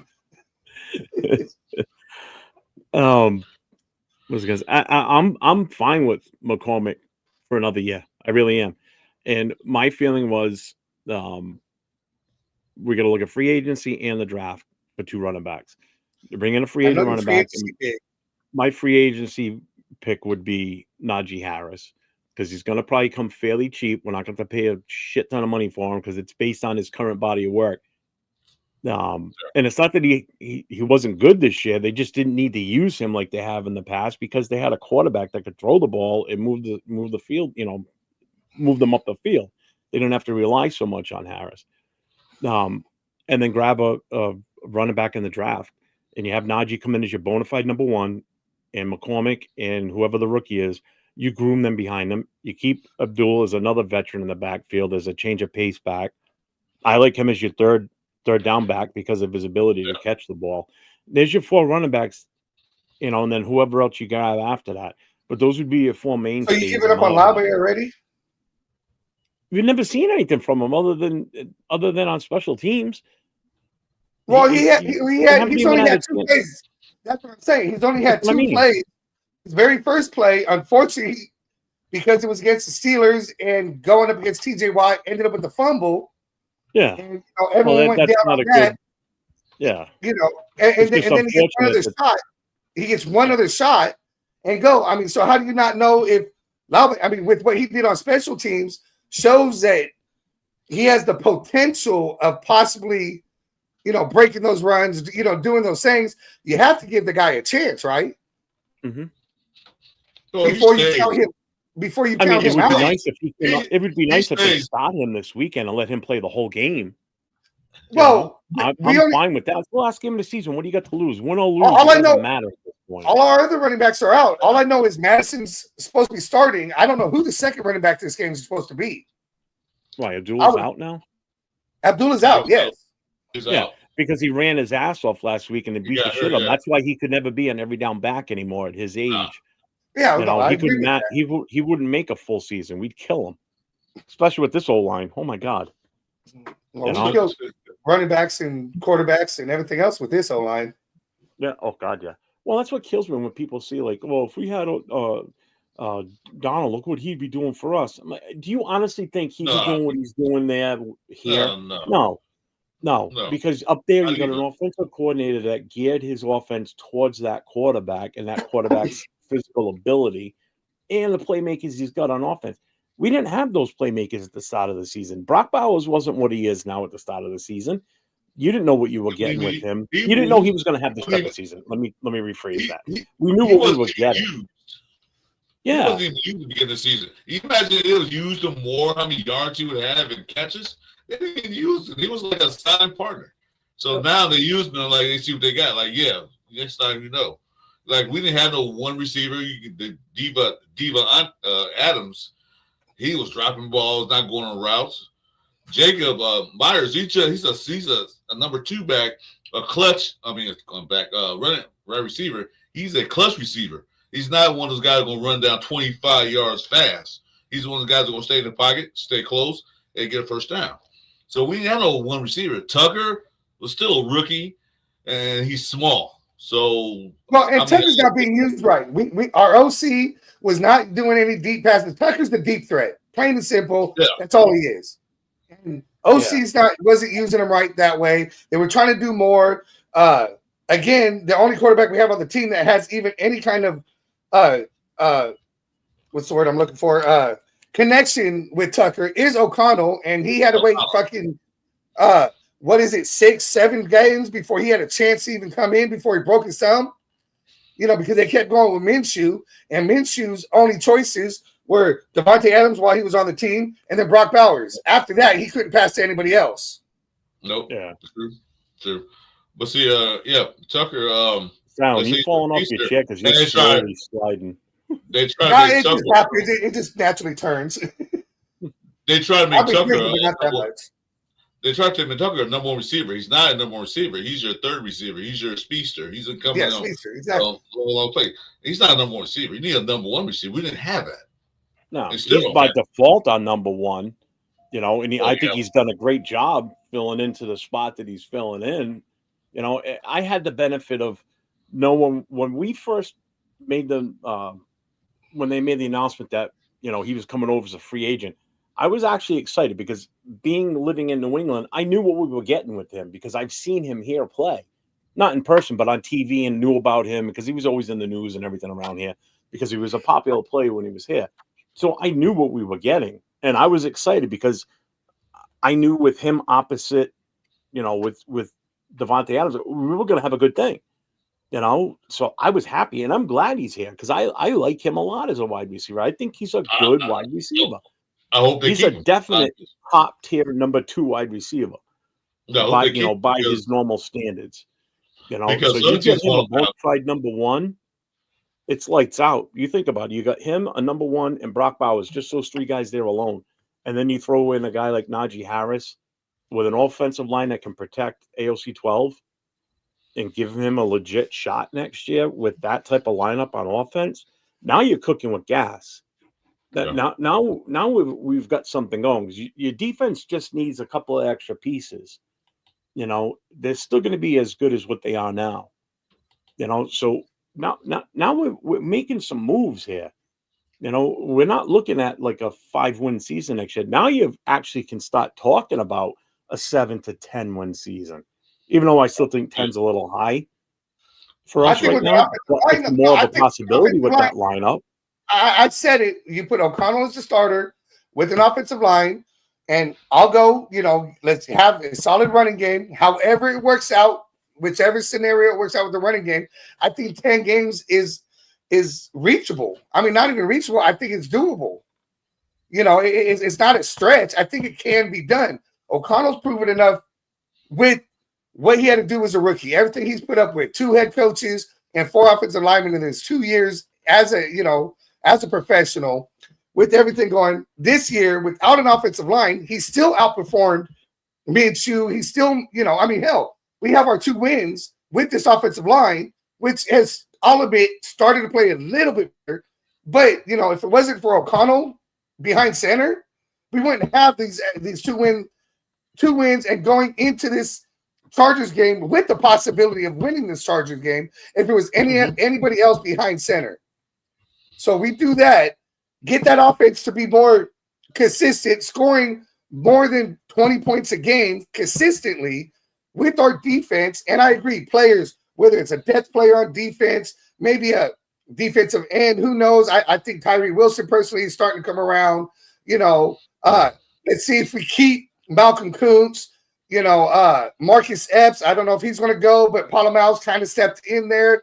Jacorian Bennett coming off of injury and coming back playing well. If you keep Maury, that's another big one right there. He came out this season, has been playing well, and things clicking on defense. Maybe it's more depth pieces or rotational pieces in that case on the defensive line. Linebacker. Re-signed Spillane. I don't know. This is the only fault I have against Telesco right now is Spillane has not been re-signed. Since AOC started, I looked at some stats.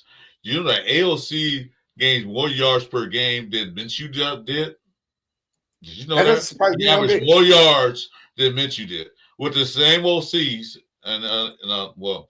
No, I think Minshew had Getsy. He had more Getsy than he had the Turners, but he got outgained more yards than Minshew. So I don't see why he didn't start, but it is what it is. I believe he won the starting job, in my opinion, during the preseason. Minshew didn't beat him out. I think he won it last season, to be honest with you. Well, no, he did. He did. I think AP got outvoted between Telesco and Getsy on starting Minshew, and that's why we had Minshew for those first 6, 7, whatever games it was. Thank you. I've been saying that all along. I don't think it was AP's choice. I think they told him Minshew was going to start. I agree. I think that came from up above because of the amount of money they were going to be paying Minshew. As an owner, you're going to want your money's worth from a player that you just, you spent the money for them. So I think that's why if you go back and you watch some of the press conferences after they fired Getsy, AP's first comment was, we got our AOC. O'Connell is back as my quarterback. It's my choice. My choice, exactly. I mean, that kind of was like a little dig to whoever made the choice originally, whether it was Getsy or came from above. It's his little to like, fuck you. I'm starting him instead, and I'm putting my trust in this guy. And unfortunately, he goes and breaks his hand right after that. But he said we got our quarterback. He said we got our quarterback. Exactly. He said. And I agree. AP believes in O'Connell. I mean, I got you, brother. You know, we got to see what we have. He said it last year. We got to see what we have in O'Connell. He liked what he saw. O'Connell, and I take that Chargers game out with McDaniels because, you know what, McDaniels set him up to lose that game and did everything he could to make him look bad. So I take that game out. He went 5-4 in his starts. Those 9 starts. is a piece of shit, plain and simple. We knew that, but you know what? That one loss we could have had, that 4th loss against Minnesota, we could have had that, so we had a fumble. We could have. We could have won 6-3. Yeah. Yeah. Easily we could have. And then that makes it 6-4 instead of 5-6-3 instead of 5-4. Sorry, my math's all. I've said this in the past about McDaniels. I'm sorry, I'm using the wrong name. McDumdum. When Mark Davis hired him, I honestly believe from the second that he said, yes, I'll take the job, he set us back 5 years. All right. So now we're here now, a season and a half. So I wouldn't even say half. We're a season out of all that where you have AP still dealing with. Correct. But I'm talking from the time he was hired. So he's already two seasons. So now we're at the 3-year mark now. And we're showing some upswing now, finally, a little bit based on this past draft. So I'm pretty much on pace right now, I think, if I stick with that 5-year plan that he set us back 5 years, because we're still another year or two from turning that corner completely to where we start to make that uphill climb to where we need to be. You know, because everybody, you know, people have asked me, like, you know, what do you think we're going to do next year, you know, in the league, how we're going to finish and everything. I don't care about how we finish in the NFL. All right. The way I look at it is it's how we do in the division first. You got to look at who's in our division. We got 3 of the toughest teams in the league right now in the conference with Denver, KC, and the Chargers. You've got 3 tremendous coaches in our division. You've got 2 really good veteran quarterbacks and a hell of a rookie right now. You've got 3 really good defenses right now, too. So you look at our own division. This is a time, again, that's going to happen to us where we're going to be shut out if we lose this weekend in our own division. You go 0-6 in your division. That's not good. So I want to see how we do on our division next year first. That's why I'm saying 7 wins is a tough one. But if we win our division outright next year, all 6 games, we're well on our way in my eyes.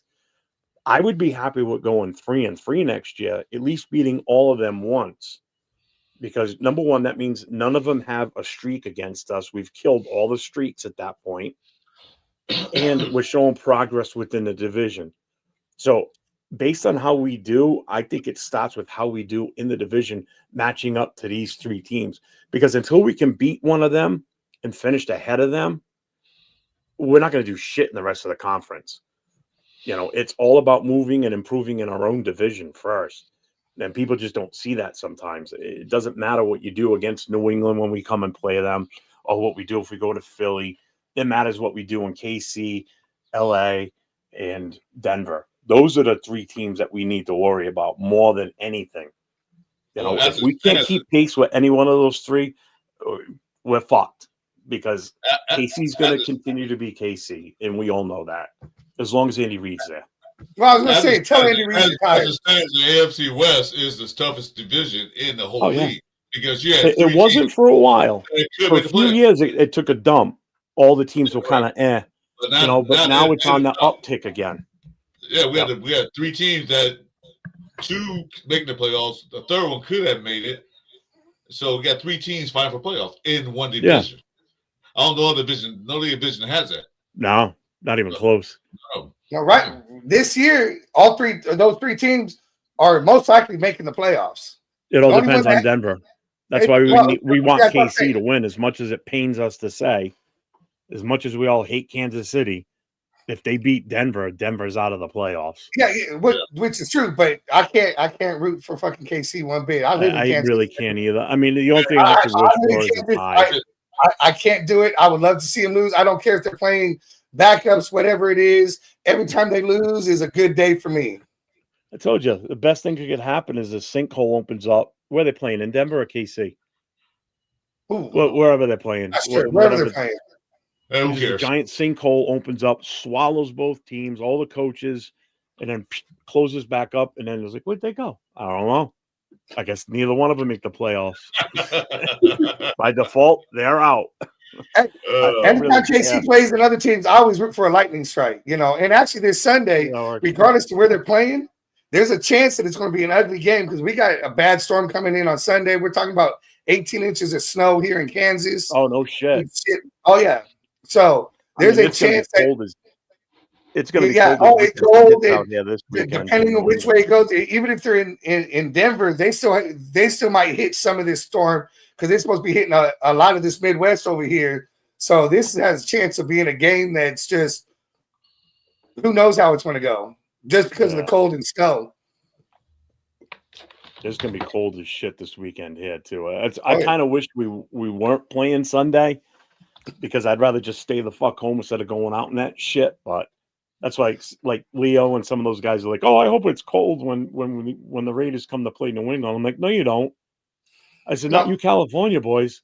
I said, "Absolutely not." I said, "Because you guys are coming out here and you're going to be hanging with me. I don't want to be listening to you bitching the whole fucking time you're out here. It's cold." I was at the Christmas game here in Kansas, and that was cold. That wasn't even as cold as the Miami playoff game where they were talking about, they were trying to postpone it. But last year, I was there and on that field, and I was like 5 rows from the field. So I know how cold it was on that field. And we're talking about, not as cold as it's going to be now, but yeah, it's cold. And when it gets cold out here with the wind chills and everything, oh yeah, it's just, I'm not from California. Trust me, I warned my job. I'll call it cold if I have to. Because if I can't walk to my car from my front door, I'm calling it cold. They play in Denver. They play in Denver. So what's the weather like in Denver this weekend? But I don't know. Yeah, they play in Denver. But my thing is that anything below 60, you count me out. I'm in California.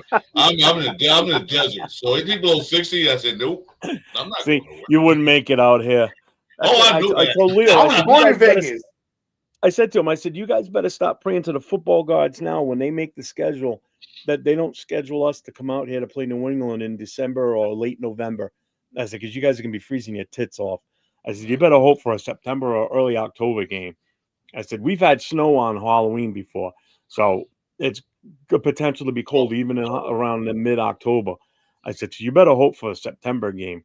I said, because if it was this weekend and the Raiders were coming here to play the Patriots, oh, God bless us. I mean, I'll be fine. I still got my old fire turnout gear. I'll just throw that shit on. I'll have shorts on underneath it like I always do. I'll be nice and toasty. I said, you better be bringing some warm, serious shit. I said, because it's going to be cold, especially in that open-air stadium. Oh, you're going to freeze. It's cold. Oh, yeah. And the wind's whipping. Oh. I'm getting used to it out here because I'm starting to been out here long enough. But I was born in Vegas.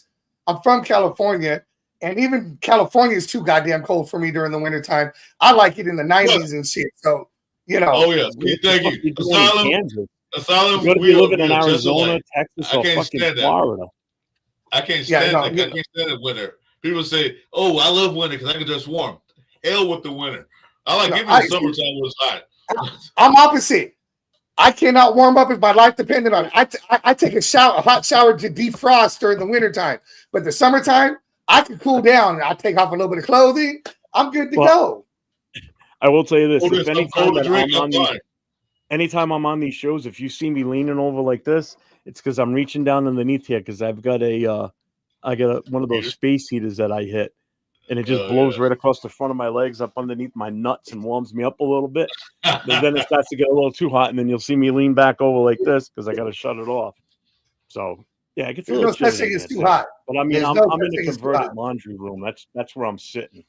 So I took over a big section of the laundry room. I mean, it's about the size of an actual bedroom down here. It's huge. So I took this whole corner over, built shelves and everything else in here. So I kind of reworked my desk today, and so I put this whole arm up that my monitor sits on now. I was investing a bunch of money in those tough shares, man, but my own personal space for me, because I was in the house and trying to watch like you guys live and starting to talk, and like kids are yelling, dogs barking, wife's nagging me. Like I go in the garage, it's even worse because it echoes. So I saw a tough shed at Home Depot. I said, I'm gonna get one of those. I'm gonna get insulated. I'm gonna get so they call those things the split heaters. Yeah. I'm fine now. So what do you? So that's like where you are now. You're like in your own little room right there. Yeah, almost. Yeah, this is my. Let me see. Yeah, it's my little room here. So you got a split here up there. My stuff. Oh yeah, I can see it. Yep, yep. It's on personal space. Nobody the comes good in. thing for me is if like right behind me, right here, this door that leads out to the living room. So if the wife's out there watching TV, I just do this. I just shut the door, and I hang a little sign on it that says "on the air." Basically, I didn't give me one of those signs. I need one of those too. I need one of those signs. I just made it. You know what? I didn't even put it up today. I just did this on the air. That's it. Just printed out something basic. I'm gonna go to a sign break. Get a sign say "on the air, stay the fuck out." That's what I'm gonna do. There you go. And I want the neon one so I could just push a button, the light comes on, like, wants to get me. Light and everything. You my know, daughter said that she goes, Like I want to try and find one of those signs that radio you can shows. put right up. Yeah, she goes, I want to find one of those signs I can put right above the door, so I can just sit here and just flip a switch over here and just turn that light on, just like that's actual like radio station, like on the air, leave me alone. I used to have a basement that was my man cave and everything, but between floodings and having to rent out space and everything to make ends meet and shit, I got roommates and shit, so I had to take what we call the office now and turn it into my space. So I got to start hanging all my shit up in here now, so it at least looks Raiders and shit instead of, well, I don't even know what fucking color this is. Whatever color walls, it's just it looks like you're in a padded room, but yeah, well, that's the point. That's called a green screen. Yeah, I know. And that's to hide everything else around me. That way nobody knows where I'm at. You know, and with the name like Asylum. Double-sided dildo you got hanging over the shelf from the back. Oh no, I'll show that. You want to see that? That's just like right. I'm just kidding. No, I got no shame in my game. What you talking about? I wear a straight jacket for fun. All right. So, you know, if I don't have something crazy, right? And then you're if not I don't have allowed something crazy going on, then I'm doing something wrong. Yeah. So then you're not allowed in stadiums with them. I don't want to change the subject, but I just saw some. I just heard that Harbaugh's not going to start this quarterback. They're going to put the second. He's not starting Herbert. They don't have to. That's what I'm hearing. They already clinched the playoffs. Yeah, the possibility they have is moving up a notch in the seeding. So either way, they're on the road. They're on the road next week, no matter what. It's just a matter of who they go and play. It's either Baltimore they play or Texans. If they lose, they play Baltimore. If they win, they play the Texans. So he said he's might not start him. I said, fine with me. Okay. I'll take the W. I don't give a shit. I'll take the W, and I'll let all the Tijuana Sparkler fans turn around and say it was only because he wasn't in there and everything. But then I'll revert to other Sparkler fans. I love that. You know, but I'll revert back to other games where we've actually beaten Herbert and shit. So you know what, we got the win streak better than when we knocked them out of the playoffs. We beat Herbert more than he beat us. Know your history, yeah. So right. Even more than he beat us. Yep, that was their own fault. We were. You could tell we were going to go for a tie. Well, no, and then they pissed off our head coach, and he said, "Fuck this! This is the game you want to play. We'll just knock you completely out and be done with it." Yep. You know, I love that. I love that mentality. Yeah, it was. We were all ready for the tie. They had the chance, and they wanted to give a fuck you, and we said we could do it better. We'll give you a double fuck you, and just knock you completely out. Even Carr said, "What? They called a timeout? What the fuck, man? The timeout? we were just marching down, let time run out, and you call a timeout? Okay, Jacobs, run that ball, get first down, and kick a field goal." Yeah, no shit, dumbasses. That and then the game we beat them. What was it? 63 to what did they score? What did they score? 20. I thought it was 20 something, but you know, a bunch of that was. I don't think they scored that high, did they? I know we got 63. I know that. 63? No, we didn't. We got 59. I thought we hit. No, we got 63. No, yeah, did we? I don't think they had that record they was going for. I don't think they got that, did they? No, I just think we beat that. No, that was the highest, the most thing this weekend. That'd be nice, you know. Well, I know we beat them up, so. My nose fucking hurts. I've been fighting a cold since Christmas. I'm finally starting to really come down from it, but Man, my nose is just fucking. I mean, first of all, look at the size of this thing. You know, it's a fucking big French nose. Yeah, I know all about big noses. You know. God damn it! Oh, I spent Christmas Day locked up in here in my studio the whole time because my son-in-law had his family over. You know, and his grandfather was here. He's in his late 80s. His cousin was here with their infant, so it's like I'm not going upstairs. I mean, I was sick as a dog Christmas Day. Like, I'm not going upstairs with taking a chance of getting either one of them two sick. That's the last thing I need, you know. So I'm like, I'll stay down here.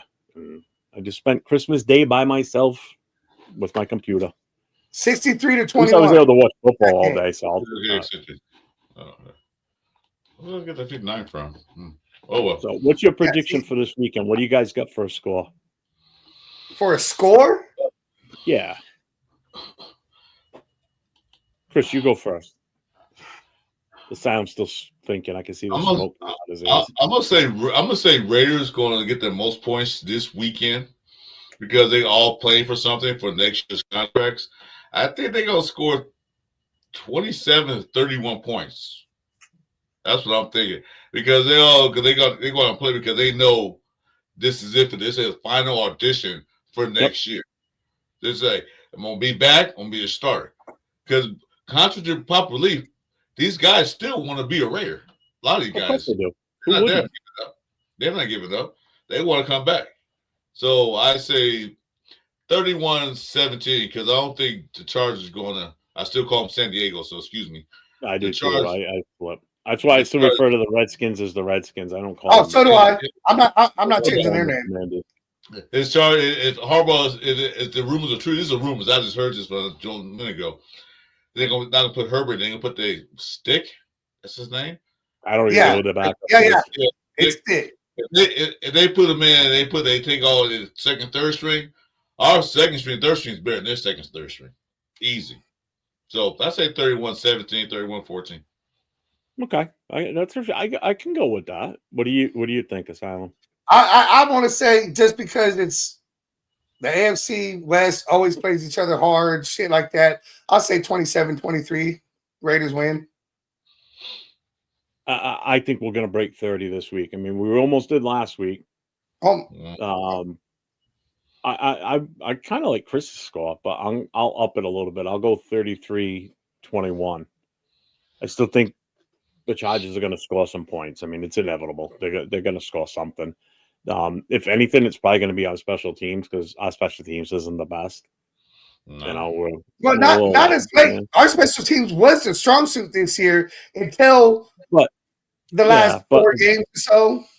Yeah, and my thing too is I just think if what's his name there, McConkey, what the hell's that kid's name? The wide receiver.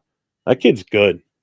Oh, I think it's McConkey or some shit like that. Yeah, that kid's good. Jason Torres, boo the Raiders. Who are you a fan of? Let's hear this one. Oh, is he got a red hat on? Is he a Chiefs fan? Probably. Or a fucking Arizona fan or a Niners fan. But I think Robert Spillane's going to get a pick 6 in this game. Finally, he's going to finally get. He's been doing good. You know, had his hands on shit. He's been so close to it before. I think he finally gets his pick 6. You know, solidifies his spot that Telesco cannot do anything but re-sign him. Oh, they're gonna re-sign him. He's coming back. The guarantee he's coming back. He's a must sign. I'm gonna give you 3 Raiders on his team that are real old school Raiders. Spillman, JPJ. Oh, that's it. Only 2. No. There is a third. Bowers supposed to be. Bowers is there because the Raiders have a history when it comes to having great tight ends. That's and true. Bowers is making his case to be on that list, if not on that list, the rest of the list. I give that. I'll give that up. Yep. So I got to put Bowers on that list there. So I'll give you your 3 there that way. Okay. And not only that too, we've also had good runs with centers too for years. You know, we've had some inconsistency, you know, maybe the last like 15 ever since Hudson left, that was 20 years. But prior to that, We don't have many centers if you think about it. You had Otto, you had Mosbaugh, Barrett Robbins. I know I'm missing one. Rodney Hudson was the last one. Rodney Hudson would, be up there, but he's going old school, and I know, you're missing one. But I mean, again, just the first two between Mosbaugh and Otto, that covered well over almost over 20 something years right there between those two. Mosbaugh was a beast. Mosbaugh was a beast. I'll tell you what, you know who was underrated. I think as far as an old school offensive lineman too was Wisniewski. No, he wasn't. He was one mean son of a bitch too. He was. It's not well known outside. No, you're talking about the uncle. Talking about the uncle. Steve, not Steph. Not the son. Not the nephew. Yeah, Steve Wisniewski. Wisniewski. Yeah, the real Wisniewski. He was mean. Outside of the Raider fandom, not a lot of people realize how nasty of an offensive lineman he was. Yeah. And there's another guy we had back then too that was a super nice guy though, and he played almost as good as his brother, just not as good, and that was Hannah when we had him on the offensive line too, because his brother John played here in New England and he was fucking phenomenal. We had Jack Hannah. Jack Hannah. Yeah, he was good. He was good, but he was no John Hannah. John Hannah was an unbelievable offensive lineman. Yeah, he was the mainstay on the New England Patriots for the longest freaking time. But if you can pull another draft like Tom Telesco did last year and get another O-line guy like JPJ and Glaze, we're set. I think that's going to be hard to match. We're two set. Players that are going to be the same caliber as them. You got to remember though, Glaze was so low on everyone's boards and everything, but because of the Senior Bowl and what happened there, and that the fact that they were able to see him taking, the coaches there when he was at the Senior Bowl, he wasn't shit, or when he first got there, and during all the practices, and the fact that he took what the coaches were saying and was able to implement it and learn from that. They saw that when nobody else did, took him, and a lot of people turned around and said Glaze was a reach in the third round. Yeah, and then because he was doing stuff. He was doing something wrong. And the coach was saying, "Hey, no, do this," and he turned around and did it. And like, wait a minute, this guy learned. And then he was one of the stars of that Senior Bowl. After all that, they saw that when other teams, I'm not saying other teams didn't see it, but they were, obviously looking other directions. And Telesco turned around and snatched that up, and everyone thought it was a reach. And now you look at it going. So if we can find another player like that on the offensive line, maybe a top. I think a lot of people forget about that too. That it's not just the bowl games that these kids play into as like their final game. You can remember there's the Senior Bowl games coming up. These chances for these kids that are coming out in the draft to really shine and move their draft stock up, and then the combine. Everybody always goes right to the combine. You should watch those games because you see some good talent in those games. You see some kids really raise their stock in those games. Like you just said, like an offensive lineman, nobody's expecting that to happen. All of a sudden, someone has a huge game, plays his ass off, has a good combine, and all of a sudden, next thing you know, he's being talked about, and then boom, we got him. So it's those games are big. I think sometimes they might be bigger than bowl games, to be honest with you, because it's a chance for guys that you don't normally get to see. And exactly. And they're like, "Wow, that kid was pretty damn good." DeCam Richard had a great game. He did pretty good. He had a couple pass breakups, no touchdown. He did good. So they probably saw that. DeCam Richard is a project. I think he will be great, like Jacorian Bennett was last year. Why did we draft him? He's doing better now. Wait, give him another year. Or I'll even go. I know it's different positions, but you could even go like Paul Amal. You could go with Trayvon Morey. Those guys too. Yeah, he's a project right now, but you get him the playing time like he's getting now. All these things going, and yeah, he could easily come in year 3, year 4. Those main years there at the end of that contract and prove himself and going. And same thing with that kid, what's his name from the Air Force, Trey Taylor. There you go. He's another one on there He's been injured most of this season with everything going, but he's another one that's one of those projects that has that chance of being something great if he's got the right coaching and mentorship there. And that's where I think Marcus Epps, keeping him, is going to be a big deal with that. If they get Epps on the cheap, they'll probably keep him just to mentor him and get the rest of the safeties. But if someone else want to pay more, they go, okay, bye. But they can get one on the cheap.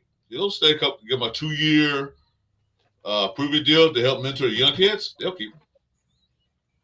So there's a guy that I didn't really know about until the last few days, and then I really watched him because he plays for Georgia. And he plays guard. His name is Xavier Truss, Truss, number 73. A big boy. Xavier Truss? Yep, Truss, Truss. He's from Rhode Island, so he's from my home state. He's from here. And I found this out a couple of days ago from one of the guys in the Booster Club. The guy in the club is good friends with his mother, Xavier Truss's mother. And she, in turn, the mother, is good friends with Brock Bowers' mom. And I said to him, I said, And she goes, yeah. She goes, Brock's mom said that if I ever want to go to a game and meet Brock and some of the other guys, to let them know when he goes out there. I said, wow. Hey, Frank, his name's Frank. I said, Frank, guess what? The Raiders coming here next year. I said, if you can somehow arrange to have him show up at the pregame party on that Saturday night, I said, you will become a god amongst the New England club and the fans that are coming here to watch that game that weekend. I said, if you can pull this off, I said, that's huge. And then he started talking about, trust and everything. And I watched this kid. He could very well be. That's a big boy. 6'7", 320. 6'7", 320. That's a big boy. He's good too. And he's good. And he's playing on Georgia. I mean, you don't get to be a starter in Georgia for this many years and be mediocre, So that could be somebody that we could possibly look at. I mean, he was the highest rated high school football player to ever come out of this state. And Justin Fargas came from this state, by the way, too. Mark Van Egan came out of this state. Yeah. He still lives here in Rhode Island. His family owns a drugstore down in Cranston, Rhode Island.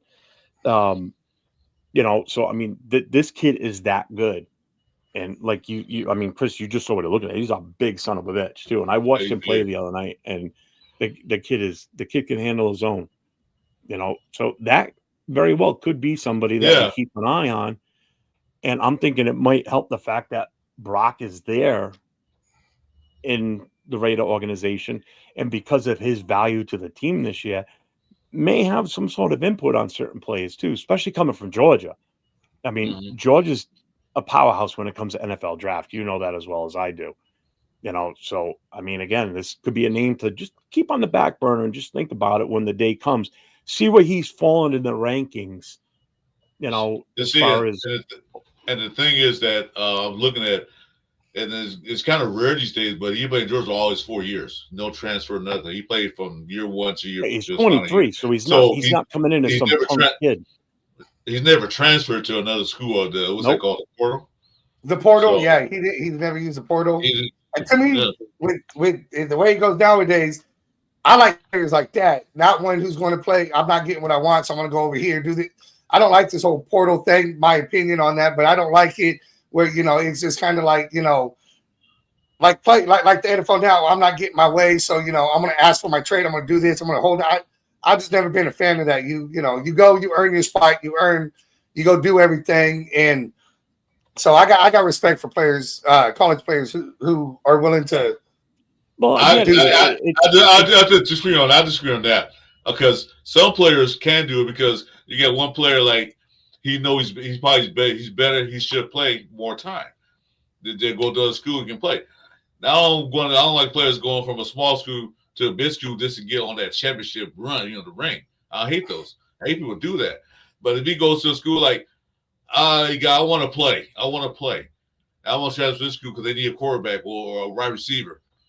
Okay, go. But don't do this because, they're championship built team. I'm going there and win championship. I don't like that. Yeah. Ring chasers. All right. I have to get off here. It's already 12 o'clock my time. The house is getting all quiet. I don't want to be hooting and hollering anymore. I thank you both for coming on and spending time with us. I know, Chris, you and I usually hop on with Turf and Rundown on Friday nights. And, I thank you for coming on. I'm glad I was able to open this up this way. So, it allowed you to come in and have your input on stuff, because I know you look forward to the Friday night shows. I'm trying to get to the rankings. He's not even on the list right now. He's like top 15 O-line in a Trust. Trust. Yeah. But again, that could be a kid that, in those Senior Bowl games that, jumps up, and then how he does in the combine too. It's possible. I mean, even if we draft him in the 7th round, who gives a shit? Take a chance on somebody. I'm just biased for him because he's from Rhode Island, and that doesn't happen. I mean, the last guy to come out of Rhode Island was Kwity Paye, and he's been nothing but injury issues for Indianapolis. And I really wanted him too, but I'm kind of glad we didn't at this point. So as long as we don't do like a Alex Leatherwood again, that's just no more Leatherwood. A little more of that. I don't know who's worse. I'm a Parham. Tom Telesco, I at trust. least Parham started, I guess. Leatherwood. I'm gonna say in Tom Telesco, I trust. After his draft last year, I'm not going to have anything. I trust him in the draft. I trust him to do what's right, hold pat if he needs to. He didn't panic in last year's draft. We ended up with Brock Bowers. We ended up with JPJ. We ended up with, we had a good draft. I have faith in him in this upcoming draft. Until he screws it up, I have faith in him. Until he screws it up. Let's hope he doesn't. Yeah, well, knock on wood if you're with me. Don't start that. I'm surprised my dog's not barking right now. I think someone's at the door. But all right, I'm going to sign off. Chris, I know you usually get on with Turf during the games too, right? On Sundays. I think he's doing a show Sunday. I'll be at the bar, so if I'm there, I'll pop on for a little bit. But I'm not going to guarantee anything. Being the last game of the season, I got to be a little bit more attentive at the bar this weekend because it's the last chance we all get together as a club. Asylum, I watched your show earlier tonight. You guys are good as always. Thank you. What's your show? What's the name? It's called the Cage Match. It's the Cage Match Show. You can put it up on the screen if you want. I don't have. You know what? I got to try to join the chat. He wants me to do all kinds of bullshit. Because Jeff knows in about a month. I'm starting my own YouTube channel coming up in about a month, so I'm start doing what you guys do pretty soon. There we go. I can just do it that way. I found a new way to do it. I'm smarter than my computer. All right, I'll look that up. Yeah, so him and Raider Savage. He looks like Macho Man Randy Savage. That's his whole image thing, which is pretty cool. They got their show. Actually, we have Peggy's coming on Raider Connection Wednesday night with us at 10 o'clock Eastern time. Oh, after us? I don't know if she's on with us next week. Oh, she sent me a message a couple of weeks ago, and I set it up where I booked her for the 8th. So, all right. So I didn't know what time you guys go on. You guys go on earlier, though, right? Well, earlier, yeah. We're on. We start 7 o'clock my time, which would be 8 o'clock your time and Peggy's time. So she'll be on for an hour usually with us, and then she gets off. We don't go on till 10 anyway, so. And I think we're gonna have her on right at the get go. So, Chris, you know who? If you haven't had her on, be prepared. She's hard. She's hard. Oh, I know. I know. I've seen her on a few other shows, and I know her personally. I've met her a few times. She actually came and stayed up here with us for a whole weekend when we celebrated our club's 10th anniversary. Went to Canopy Lake up in New Hampshire, and I was trying to get her to come up here for our 20th anniversary this year, but she already had plans. She couldn't make it. But so yeah, she knows the club well. She knows pretty much all the members in the club too. So I got a good rapport. I'm not worried about that. She hooked me up. But I told the other guys, Leo knows her.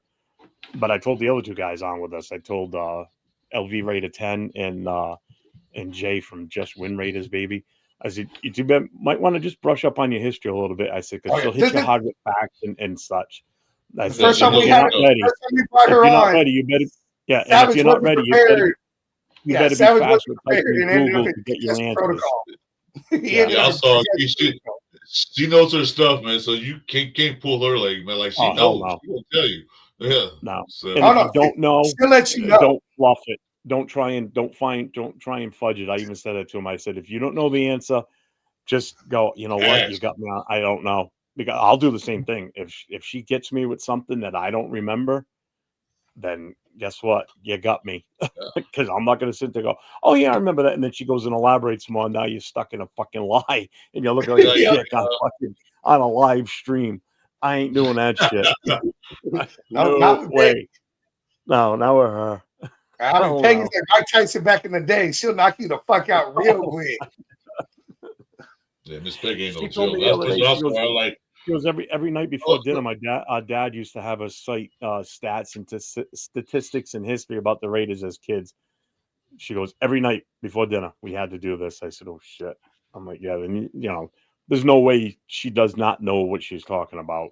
No, she knows. No. But on that note, I am going to sign off. I thank you both for coming on. I thank AR Afakashi Raider for coming on at the beginning of the show from Australia. I appreciate you, brother, if you're still watching. Thanks for coming on. Chris, I appreciate you being here with me tonight. I know you're a regular on Friday nights.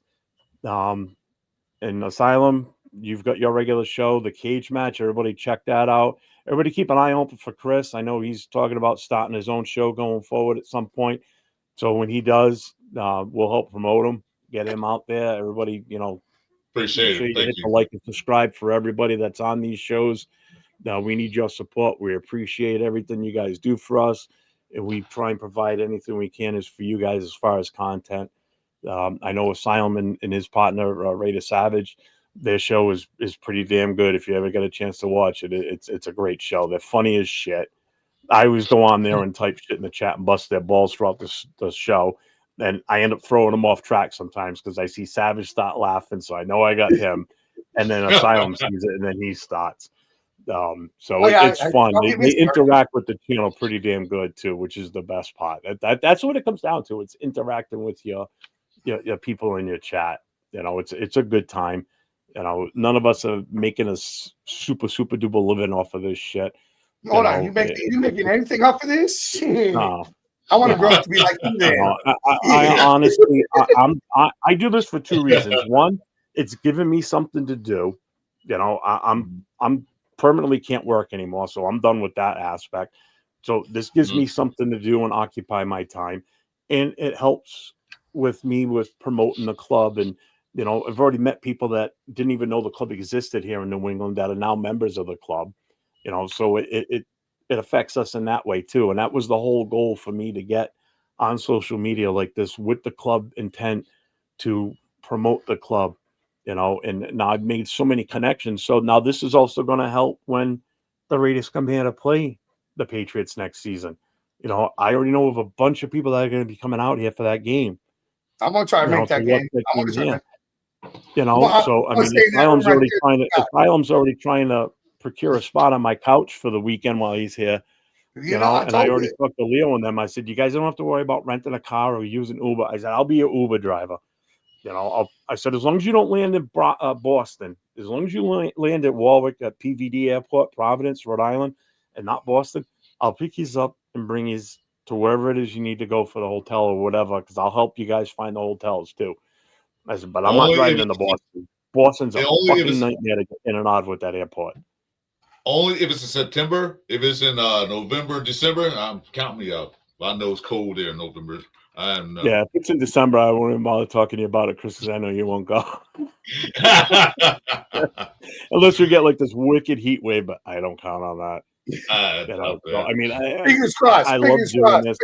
I love doing this. I love getting on and talking. I love to talk. as anybody can attest, sometimes I get a little long-winded, but that's why I don't mind coming on alone. But I love the interaction with guys like yourself, Chris, and Asylum, and then the chat. So this is fun. I'm having a good time with this. I like this because when I first started pulling up, I saw, you know what, this is kind of fun. I think I want to start doing that because I want to do an interactive show where people come in and talk their opinion only. Don't come in and scream and yell like Raiders suck. I don't care. Yeah, and that's what I don't care if you're a Dallas Cowboy fan, which I hate the most. You can come in and talk. That's fine with me. Just talk. Well, I agree. I mean, that's why we started the cage matches.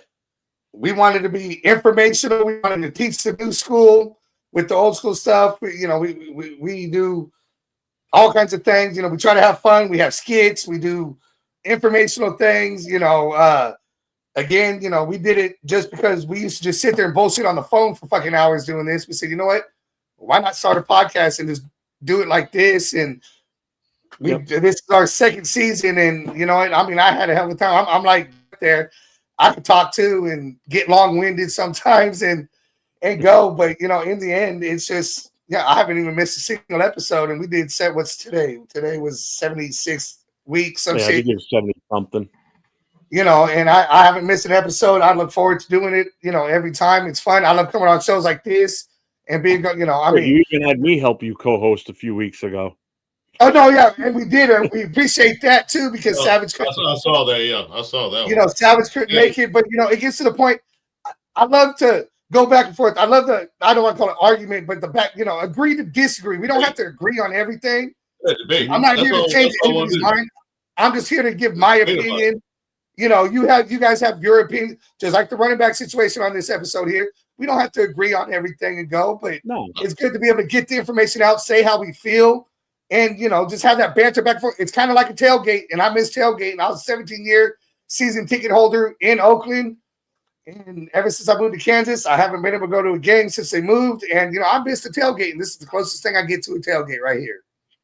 Plus, this is cool to blow off steam, like, oh, man, these Raiders, man. There's a blow off steam, like, somebody talk to you, because my wife's a 49er fan, so I can't talk to the Raiders or her.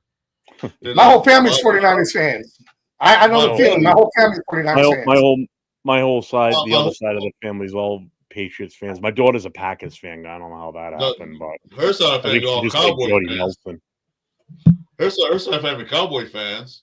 My side of family are Rams fans. Like, I'm the only Raider fan besides me and my son. So my son's a Raiders fan. Thank God. At least I raised him right. Yeah, I failed my daughter. I raised him right.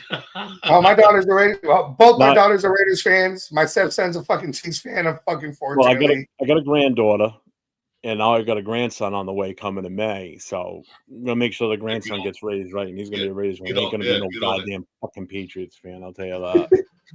I got 4 grandkids. 2 of them are Raiders fans, and 2 of them, unfortunately, are Chiefs fans, and that's because of their parents and shit. But I got 2 out of the 4. I'll take 50% right now. Let me work on the others. Give me time. Give me time. All right. Yeah, you'll work on them. They're young yet. They haven't learned. Well, all right, I got to get out of here, guys. Thank you both. All right. Good night, guys. And, good night, guys. Hopefully do this again. Later, guys. Have a good night, everybody. Good night. Later. Good night.